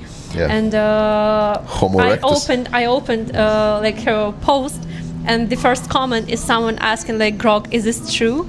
And usually I would be irritated because, come on, like, can't you look by yourself? But Grok was giving such a good answer. Yeah. I was surprised because I'm not used for AI to stand with us. To be honest, that was so nice. These days, Grok is better in debunking Russian propaganda than some Ukrainians. I would say. I just don't get too embellished, because remember, Elon is still like there was like a. Well, I think it was who did it? Like, was it? It was one of the Ukraine analysts. I forgot the name. He asked Grok like, who are the top 10 vatniks, and like number one vatnik was Elon Musk. So don't forget about that. So while like enjoy while the Grok lasts. I need to answer to donation. Nathan, thank you so much for $10. Georgie, good to see you on the Rick. Ukraine matters. Thank you both for fighting for Ukraine in this global fight for freedom. Stay the course. Slava Ukraini, Героям слава, смерть ворогам. Absolutely, my friend. Like I'm not gonna finish until the war is over. I'm all in. As you can see, I'm even came to Ukraine, which is a big change from where I was before. Even if there's going to be just one person watching me, and it's going to be my mom, I will still do it. Nathan, thank you so much for that super chat. The only thing I would comment on here, I totally agree with you, and I just, when you say thank you for fighting for Ukraine, for me, I feel a bit of a shame because I know that the real fighting is being done by our soldiers. What we do is advocating, raising funds for Ukraine, but fighting for me sounds a bit too much. Of course, it's just a figure of speech, but I just want you guys to remember who the heroes are. We're just the helpers of the heroes, and it's an honor to be a helper of the hero, but please don't heroize us, something like that. Don't make heroes of us, okay? We're just doing good things for Ukrainian army, which is crucial. We need to do. It's important to recognize that in English, fight is a lot more mellow word than the same word, for example, in Russian or Ukrainian, or actually even in Latvian. Like, no, actually in Latvian it also like the so English it can have harsh connotations like fight is fight. Like a more closer to combat, but it also like just can be like a general advocacy. That's also like an accepted concept. So it's just for a lot of the non-English speakers, it's kind of like an internal thing that's hard to understand culturally. But it is more mellow than. Thank you for explaining, sure. Nathan. No offense, I just am like expressing my feelings always, and that's what I felt at that moment. So I needed to express it. It's like fight can be more сражатися, боротися. Тобто боротьба це не завжди як це саме так fight. Тобто він бореться за боротьба з корупцією is not a literal fight. So it's like it's more together like amalgamation of these both combat and боротьба. Yeah, so in Ukrainian боротьба is actually also it's a more mellow word, Yeah, more mellow. So Ukrainian is similar to English in this case. Wow, interesting. Was there donation for $28? No, you won't believe it, but for 17 minutes we did not have any donations. What about Nathan? Like he wrote send $9.99, right? Yeah, 99. But these are some super chats. Sorry, Nathan, but I still appreciate it. Yeah, guys, you see, I am also pretty direct and transparent with it. I am not donating any money from the super chats. Of course, part of them I'm technically donating because it's my income, and I donate from my personal income at least $500 a month. I try to keep this level. So technically, you partially donate, but it's hard to tell how much. Okay. Less percentage. Yeah, and but you pay me with this. You contribute into my salary and pay me for my work. And if you consider I'm doing a good work, thank you very much for those super chats. Is there a Ukraine Matters shop? I'm looking for gifts for someone, Paul D. Fella says. Yes, there is a Ukraine Matters shop. I need to revamp, so like it's a quite a generic one, like so you can get something, but I will be looking to restructure it. At some point I want to get like I already got reached out to some of the people that are making like like Ukrainians making their own products. Right now it's a relatively generic drop shipping store. So if you still want to get something with Ukraine Matters, it is there, but just know that better products will be coming a bit later. But it's called, I believe it's Ukraine Matters .shop that it is. Let me double check. I think your mods will share the link with my they mods, already are sharing and it's going to be there. Or actually Nikki Hill is easily finding the links herself, so she might share it. Not only her, I know that that many mods are good in this. Guys, I actually have a cup that I want to give to Georgie. Georgie's mug, sorry. But I ask you, Lena, maybe you need one more because I know Ukrainians don't like to accept that many mugs. Maybe Latvians also, or Danish people. I love mugs. You love mugs. I love mugs. So I this do have one, enough mugs. you do have enough mugs. You see, guys, I would also not really be gladly accepting one. But this one is something I received from the soldier. Actually, he's an officer. He's a prapor. His call sign is prapor. So basically, he is. How do you call them in English? Those A flag? officers. Like prapor. Yeah, but Praporshik. praporshik. Do you know this rank? So that's from Soviet Army. This like officer, Is it supply like a officer, who is supply officer? supplying the unit with stuff. So Is it commissions officer or something? commissions officer, I think. Yeah. It's from the separate presidential brigade. There are two presidential brigades. One of them is called. One of them is called the separate presidential separate presidential brigade, and this is not the one.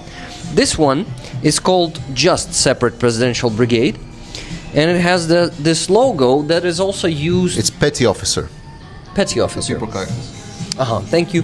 So he gave me actually the whole box of these. Wow. And it was like autumn last year, fall last year, and I'm still. Oh, it says made in Russia. No, it's not. I was not buying it. I just was about to deny it. Yes. So what I wanted to tell you. So he gave me a boxes of these as a gratitude, and I'm very bad at giving them out. So I decided, oh yes, I can give one to Georgijs today. It's fantastic. So here's actually a, how do you call this thing in English? It's like a bag. Bag for it. Yeah, a small Yes. bag. So you can put it in the bag. What should I find here? Thank you, This Rick. message. Rest stop, fueling up, 284 more kilometers to Kyiv. Andreas is speeding up to Andreas. Kyiv. Andreas, actually, it will take Have you... a safe trip. Yeah. So hey, It's like as people like that like don't visit Ukraine, and I'm gonna make it like how they think like when driving in Ukraine is. Be careful like of all of those missiles that are falling like all across you, and like when you're driving through these like trenches and like jumping over the tank pits, be very careful when you're landing.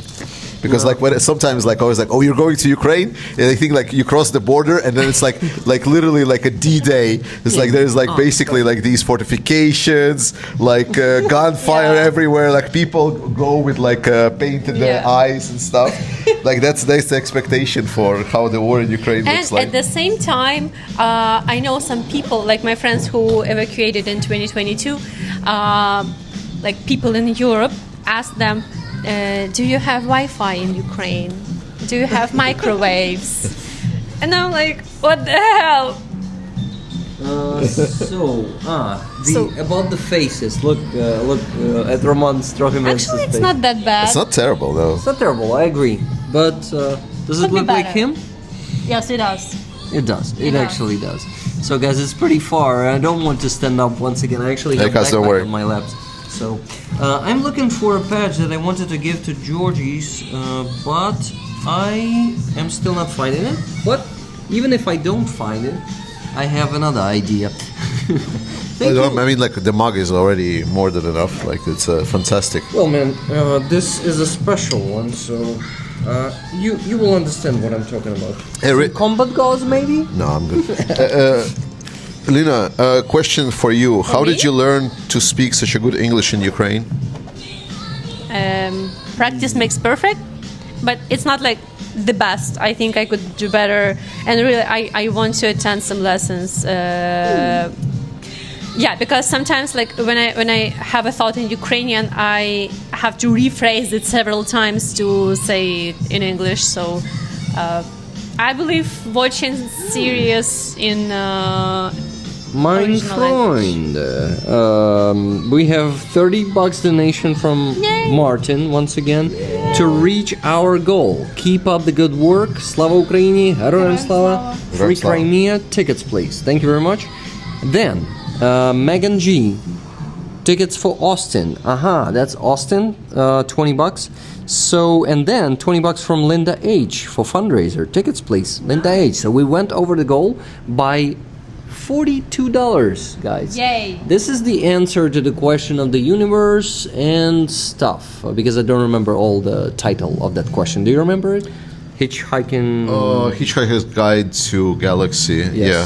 Do you remember the I don't full remember name like of the question? not the book that I was too familiar. I watched the movie though. So. Yep. Kathy S. just donated $30. Nice to see the three of you together. Tickets, please. Yep. It's really nice to see three of us together, guys. Thank you for joining me today. I really am happy of the outcome, actually, because it's actually a good idea to put you together, like introduce you to each other or something. Yeah, I'm glad. Yeah, so I'm happy to do this. Shit, I'm pressing the notifications instead of showing them. I'm checking. So, guys, currently we raised what? $572. Good job. Nice. Can we reach? Let's maybe reach 700. So 42 is the answer to life, the universe, and everything. There we go. Life, the universe, and everything. Mm-hmm. And we have only 10 minutes left. Yeah, only 10 minutes left, guys. Can we raise another $128 in the next 12 minutes? We'll see. Linda H, thank you very much for 10 gifted memberships there in the chat. And I also missed the super chat from someone. Give me a second, I'll read it.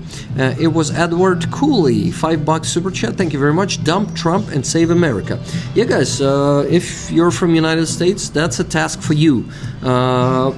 Each country citizens should deal with their own leaders. Yeah, look at Ukrainians. Like, there's some shit happened in the government. They instantly, despite the war, they're just like, bitch, yeah, you ain't getting, you're doing shit.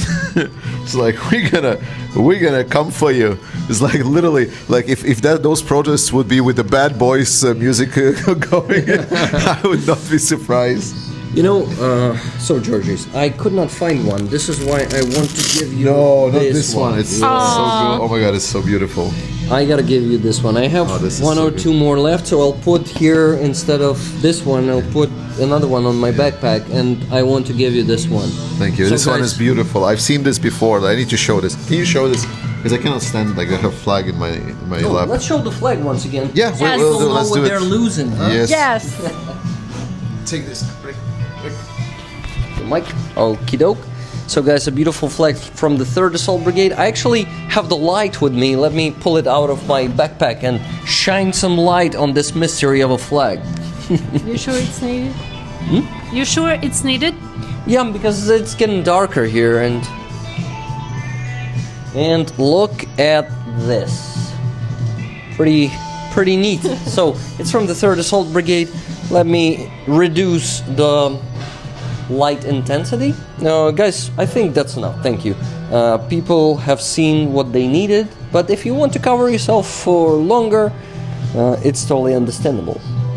Why did I say that? Maybe you want some privacy. That's what I what I meant.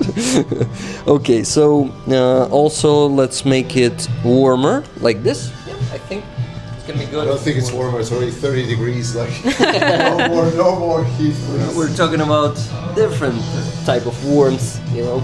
If anyone joined the stream not from the very beginning, I do recommend watching it later from the beginning, because we discussed current protests in Ukraine, and it's totally worth listening to. It's okay, like this, I guess. Okay. We have 10 minutes, so it is what it is. Yeah. 9 so, already. Floki the Fighter, guys, the famous patch with my cat, who I lost in 2023 due to the kidney failure, and she was the one who loved me unconditionally and taught me that. So I'm really grateful. This one is in my heart. Let me show it to you. Okay. Igor is saying is like shake out some money from Georgijs. I think Igor you're really underestimating just how much money I have. Here's Georgie. This one is yours now. It's like for people that not in the know. For example, like I'm so good with money and running my super successful YouTube channel that during my first year of operation, I actually ended up in minuses. So I sent more money to Ukraine. And everything that I earned at my YouTube channel, so it was a net negative for me during year 1. So I did not only not earn anything, I had to actually do. I would that say was my successful YouTube channel start. I would say lucky Ukraine. Or the Ukrainian army, probably. We're sorry, but not from all the hearts. No. I don't regret one bit. It's just like, just tells me like how much money I stocked up. Yes. Okay, so we have the last 8 minutes to maybe raise another $128. But it's not necessarily, guys. I'm not pressuring you, not pushing you, because it's enough. I've been pushing you for the 3rd day in a row, and tomorrow I'm going to have the stream. But luckily, I'm not raising funds for Ukrainian army tomorrow, because I think we should focus on supporting Aziza tomorrow. It should be her day, and we're having such a cool concert in Lanette Production Studio only once a year, it seems, because the last time we had that on their equipment was August 2024. But then we did one in November. Yeah. That was on new Aziza's equipment, and I think the sound was a bit worse than what we had the first time. Oh, oplатite. Super. May I treat you with the tea? With that tea? Thank you. Take the microphone. Yes. While I'm gonna answer. Like, I thought the person like that says like Igor says, I thought you were a big economist. Well, I am big. Like, have you seen me? Like, I'm barely fitting into the screen. And as for the economist, well, I am, but like, I'm not like doing this work or YouTube or whatever to make a lot of money. Since the start of this year, first and foremost, YouTube became my main job, so it also pays for like my house, my wife's food. Like, I'm putting food on the table. But besides that, the additional profits, they are being put to good use. For example, one of those projects that I've been blue-balling you all for half a year, but it is coming very, very soon. And then you will clearly understand that, yes, it was indeed a good way that you're doing stuff. So I'm not putting money in my pocket to spend. It's all going to good cause. If anyone, it's absolutely off topic, but if anyone's going to be in Copenhagen on August 15th, except Elizabeth, feel free to reach out and Because you already agreed to meet. We agreed to meet. So if anyone wants to meet with me as well, I will be happy to. Okay, I actually paid for just my coffee and my piece of cake, but there's no the tea of yours, and I'm gonna go ask them if they have it. Guess they didn't want to count my tea, and so free tea. I like free shit. Who doesn't like free shit? I sure do. All right, some last words, last comments, guys. Firstly, like from myself, thank you so much for watching this stream. It has been amazing. I'm really happy that we were able to hit some of the fundraiser goals. I know 500 in 2 hours. I think that's pretty good. result. That's pretty good. So thank you so much for people that still support Ukraine. It's important. I hope we were able to bring some clarity with regards to these protests. I know there's been a lot of muddied water. I'm really glad that I was able to put to the ground all of the people. It's like, oh, Georgij's gonna get his ass handed by Rick. No, we're actually very much in agreement. So nothing. It's like next time, suckers. It's been a great fun, and thank you so much, Lina. It's very nice meeting you. Likewise, it was really fantastic. I enjoyed this time, and it went like this fast. And that's usually the situation when you have a conversation with the good people, like interesting people and interesting conversations. Yes.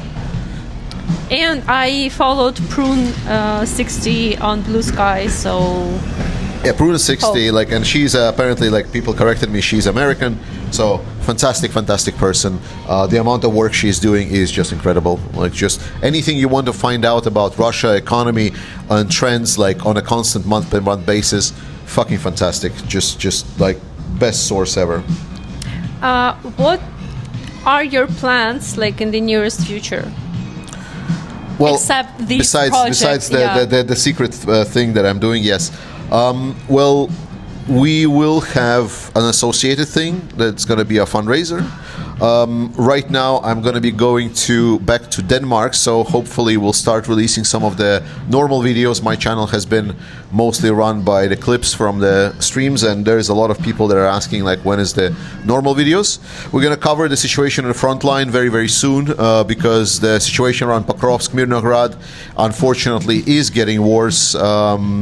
the efforts by the Ukrainian military have not been as successful as we initially hoped for. So there is a lot of things to talk about, a lot of serious things. But Ukraine is holding on. As you can see, Ukrainian society is pretty strong, still dedicated to democracy, despite what you hear in like press or all of the Ukraine skeptics are telling you. So I'm looking very optimistically to coming back and tell you exactly how it is and what it is that I saw here in Ukraine during this last couple of days. I see. What about you? Well, I am having a small vacation in the beginning of August, and then I am going to Denmark. Yeah, and then work. I do hope that actually a friend of mine who is working in Crimean Tatar media, he said that he will help me out with camera because unfortunately I'm not able to record anything with my phone. It's very old because previous videos were used. Guys, we had a donation today from Robert Jonasar on the base, 4,600 hryvnias. Thank you very much. Wow. This is $110, I guess. Thank you, Robert. So he says flag raffle tickets for rollers. Guys, 11 more free tickets for you. How do you feel? How are you feeling right now? Because I see Pretty hot. Oh no, that one is just my complication of being sick. Like I was in travels and then I got sick and then I got complications with it and I'm still recovering. So I'm just a pitiful ball of snot and sniffles. So besides everything, I'm just trying to recover. So no, I'm fine. It's just stupid. That's good. That's good that you're fine. Guys, we're heading to the end of the stream. Probably we unfortunately already got to say goodbye. Next stop, the protest next to the presidential office. Gonna go there and also probably make a few videos for you.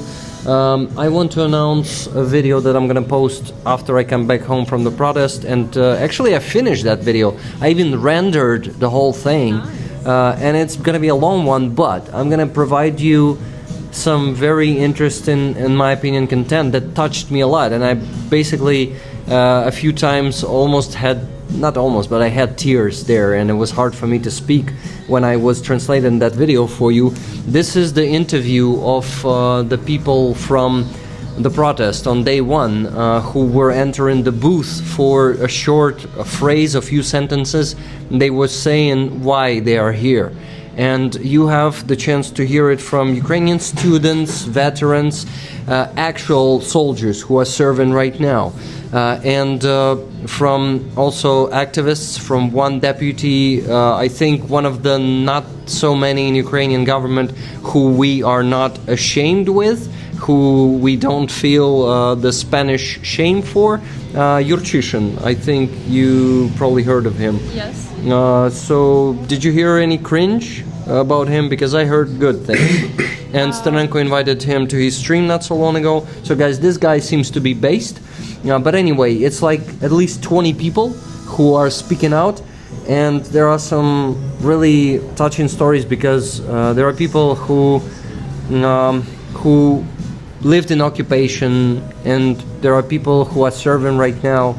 There are people who were on 3 Maidans and they feel, on 2 Maidans. There was a girl who said, I'm 26, I was on the first Maidan in 2004, I was on the second one when I was 14 on 2014, and I'm standing here now. And she says, to be honest, I want to stop standing here. I want my country to stop having these issues, and I want to live in a free democratic country. So it's a pretty tough material to watch. Some of you will definitely cry, I'm sure, but I felt the big need to translate this for you. Actually, they had a second video for the second day, the same one, even bigger, not 16 but 22 minutes, so more translations like this will follow, but let's begin with this one. Tell me in the comments what you like. This one should probably go live. Actually, I'll premiere it at about Ukrainian midnight, so in about 3 hours. But before that, we have some stuff to do. My dear friends, thank you for being with me here today. I had a big pleasure talking to you. I had a great time, and I don't know, great laughs too, because life sometimes is grim and hard, but Yeah, also got hard. Never mind. yeah, his sense of humor is a bit dirty, but pretty good, I would say.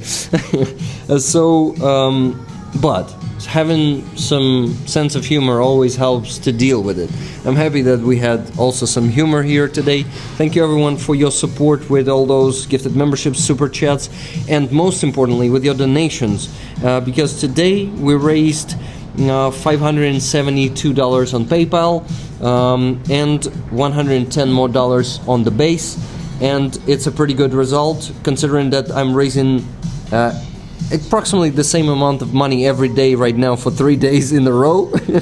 So together with that $900 donation from Laura S, we are already this week on around I would say 2,500. So that's a pretty awesome fucking result. And this week we're gonna be, I think, able to close both fundraisers. I am also thinking to have Ukrainian Anna on the stream this Sunday, because we talked to her and Aziza personally in the group chat that we created on the stream when we were on together, all three of us, and she told me that she feels so much different emotions right now because of the situation, and she wants to go to the protests too, but she's visiting the front line until Friday, so she cannot go to the protest, and she doesn't have anyone to talk to, so she had our company, me and Aziz's company, and it helped her. She thanked us for talking to her at that day. It was on 22nd of July. So yeah, guys, here's an announcement. So many announcements, but to be honest, I need to shut the fuck up and give the microphone to you, my friends. Oh, we already said everything. So Are you sure? You're the wrap up. The rapper.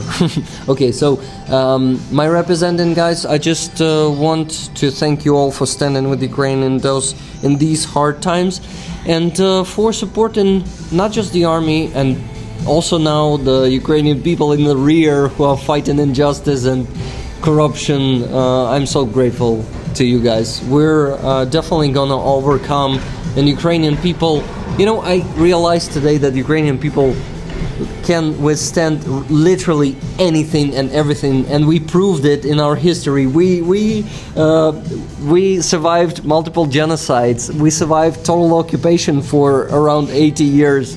We survived many world wars. We fucking will get through all of this, no matter how hard it's gonna be for us. We're gonna get there. So here's some inspiring speech for you in the end. Thank you for being with us along the way. So I just gotta say, live long, prosper, and donate. If you guys want to add something, add it, and let's wrap up. Yes. Trust in Ukraine. Trust in Ukrainian armed forces. Support Ukraine. I love you. Slava Ukraini. And we'll see you next time. Just do not stop supporting Ukraine. Even like every small donation matters. We do need you guys and everyone who understands the price of liberty, freedom, and democracy. Thank you, guys. Much love from us, and live long and prosper once again. Slava Ukraini. Героям слава! Героям слава.